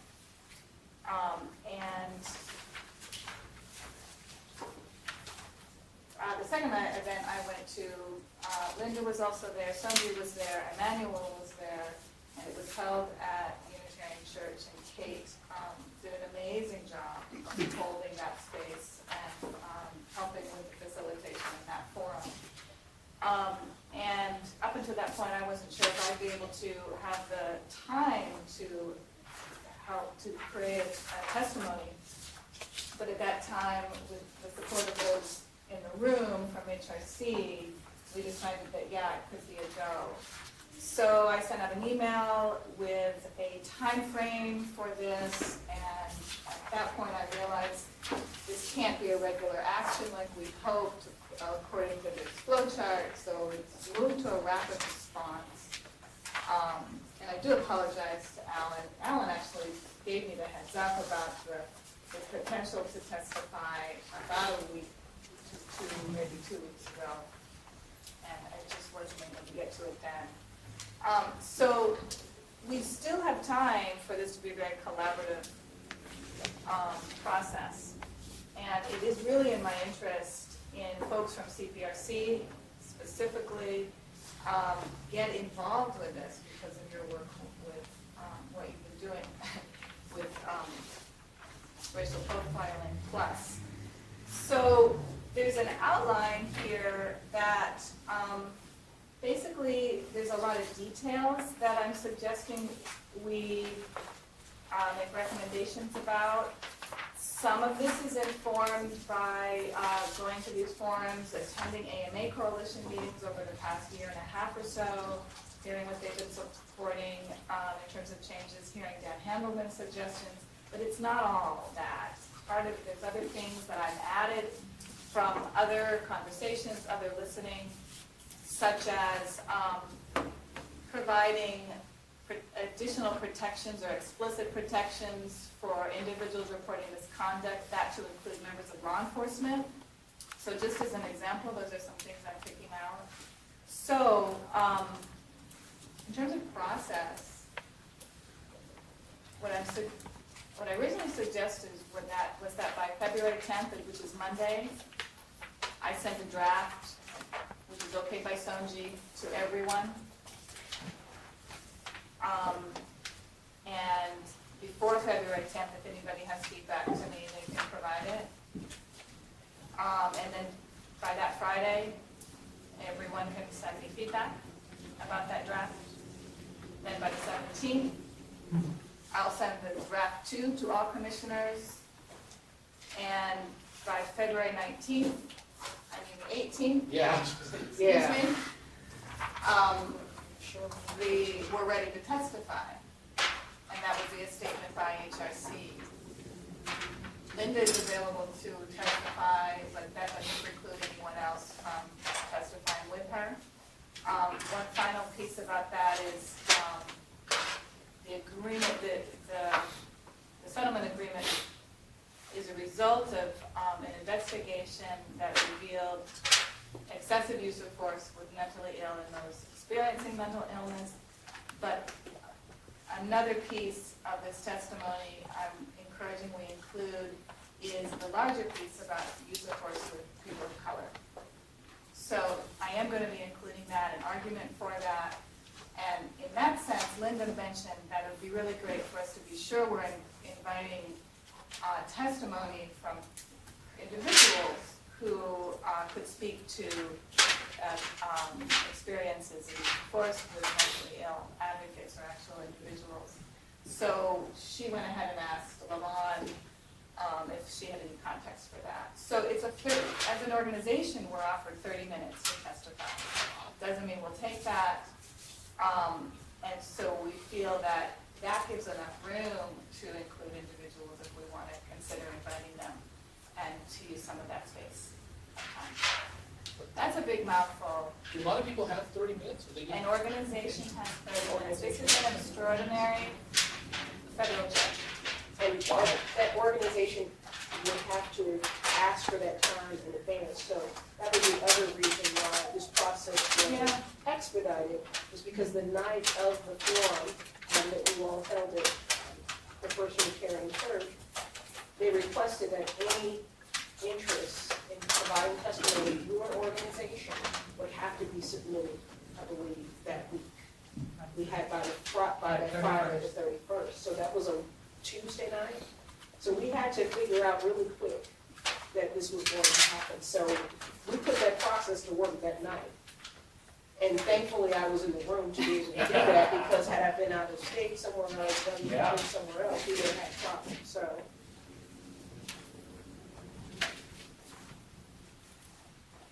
So any, I'm sorry, go I ahead. was just gonna probably say the same thing.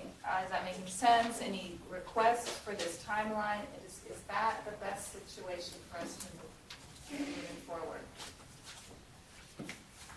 I think in this particular situation, because of the nature of the time constraints that we've had to work within, I think we are on point to respond in a strategic format, and it gives you enough time. And anyone else who would like to be part of that testimony, it gives them enough time to submit what they will be testifying about, and then making sure that if we are going to allow community members to join that group, we need to have that information so that we can get that through the commission. So Amy, are you leading the effort then? Are you actually for this? She's actually- And Sonji is like, okay, great. So that's, wow, that's fantastic. If we get 30 minutes, Yeah. if you can put together, you know, be part of that. I cannot testify this time. The DOJ was there at First Unitarian and had some conversation with me there. Oh, So yeah, I wow. This won't is- be testifying, Okay, so. but I'll be there. That's good. That's good. Oh, that, even as long, that's, So I want to be very mindful that we do have, Jeff, we do have public comment. Before we move on to public comment, we do need to vote on the proposed meeting agenda for the March meeting. Oh, yeah. So then, We have no public comment. Is that correct? No public comment.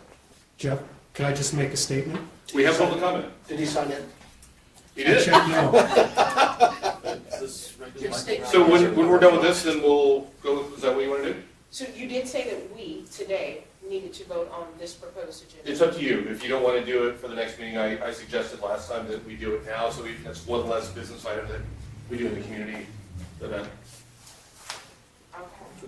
But it's up to you. Could take a minute. I have a feeling it's just. We only have one public comment, so.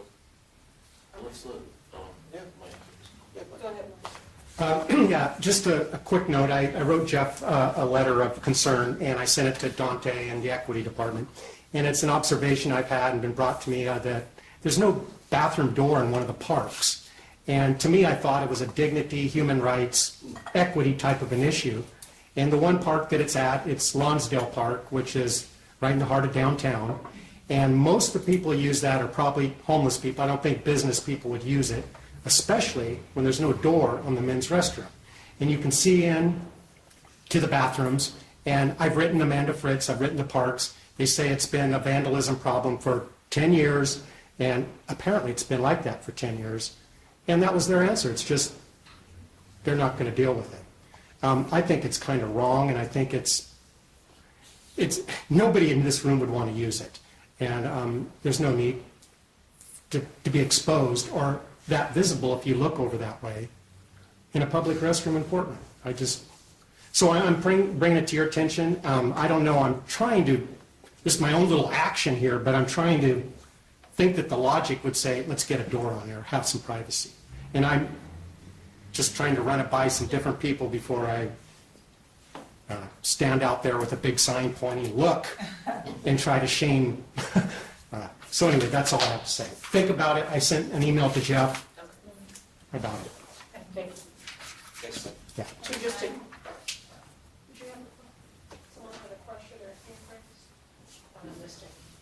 So just to clarify, what we are voting on and approving tonight is how the next meeting, which is a community outreach format, making sure that we approve the agenda for that meeting, because that meeting is not a time when we'll be handling business, but we will need to make sure that we all understand what is on that agenda, and that we agree upon what will take place that night. So, Okay, so then I have a couple of housekeeping things, because in order for it to be a meeting, then don't we have to approve the minutes of the last meeting and approve the agenda for that? Not for it to be, no, I mean, those aren't. No, not a public, but Right. a meeting of all. Those legal requirements exist. I think it's a nice formality for us to approve the agenda. We have to offer public comments. Public comment period. I think we're doing that. We have to take notes and invite the public. Yeah, I just think we do that as a course of regular business. But we can look in the bylaws and see. We could take a small amount of time to do that. I just don't think that we should. Because we have, when we've done them in the public before, we've done them. Yeah, I'm not supposed to put meeting minutes, but. Again, it's no big deal to We do it can- after we the can- meeting, Yeah, We can reserve it for the meeting if everyone's okay. with because that. I think Alan probably needs to make some changes. Yeah, anyway. there are some changes that I think he wants to make with Diallo and moving some things around with the presentation order, so we'll wait. Public comment? No, we did it already. Nobody? We did it already. Mike. Oh, Mike, I don't consider Yeah, you no, anybody. part of No, the nobody. public. Just on that. Because you're always Somebody. here, I consider you an extension of us almost. All right. Any other announcements? I'm pointing at this gentleman because he did have an announcement. So I'll be brief. For those of you who know or may not know about the Native American mascot issue, a few years ago, Board of Education voted to eliminate the use of Native American mascots through the work that myself, Siam, and Janita were a part of, and were able to successfully have them eliminated. Since that point, that was the great news. The bad news was that the board gave schools 5 years to do it. So, since that time, the legislature, Senator Cruz and Representative Springer have brought up 2 or 3 bills and trying to find a loophole or have the whole elimination overturned. Last year, Governor Kitzhaber, so the last bills passed both House and Senate. Kitzhaber vetoed the bills last year. This session, Cruz is bringing the bills back up, and Springer in the short session trying to get them, trying to bring them up to get them approved again. We were going to have testimony on Monday, but I think that's been canceled. I just was told by Seattle before I came in today that it's been canceled. There's going to be another hearing hopefully that week. So I'll be sending out information. If you guys separately want to send the legislators, I can give you a list of who they are, letters or your concern. If we as a group want to send a letter, Emily helped draft a letter a few years ago. And that was part of what we used to take to the Board of Education. So I just want to make you guys, it's a short version, I'll send out some information, but we really need the support from people in the community to, let the legislators know if that's what you believe as well, that we want the Board of Education decision to stand. Senator Haas, he's the head of the Education Committee, and he, from what I've heard, is leaning more towards doing what he think is politically best for him rather than what's best for the community. And there's a lot of information out there. There was a 36-page study done about the effects that this has on Native American students. So that's the short version. I'll be sending out some information, and we could use all the support. Are you testifying, Sam?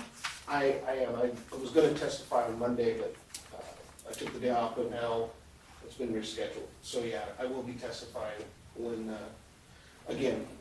Are you asking of us if you could endorse you to testify on behalf of the HRC? I haven't asked that, but if, yeah. We'll do that for sure.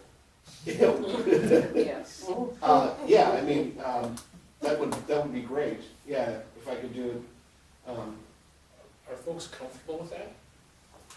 To me, But I Sam can- has an extraordinary amount of knowledge about this issue. We did support the letter originally, and Sam's going to the effort of going there. So I would actually move that we allow Sam to testify in support of the good side of this position. I don't know the specifics. To keep, To support keep the ban on the ban on the that. original, the Yeah. Board of Education, on behalf of the HRC at the committee hearing. So what it is. Yes. I second that. All of those in favor? Raise your hand with an aye. All of those opposed? Any abstentions? Sam, please move forward with. Thank you. I will. And I'll send out I'll make sure to send out the testimony, because I'd like to have feedback and if there's any pointers or things. But yeah, I do appreciate that. Try not to call them jerks. No, I won't. Not in front of me. No. So we're at 2 minutes. She said that before you voted. 2 minutes before 6:30. I would consider that our business has concluded. I would move to adjourn the meeting.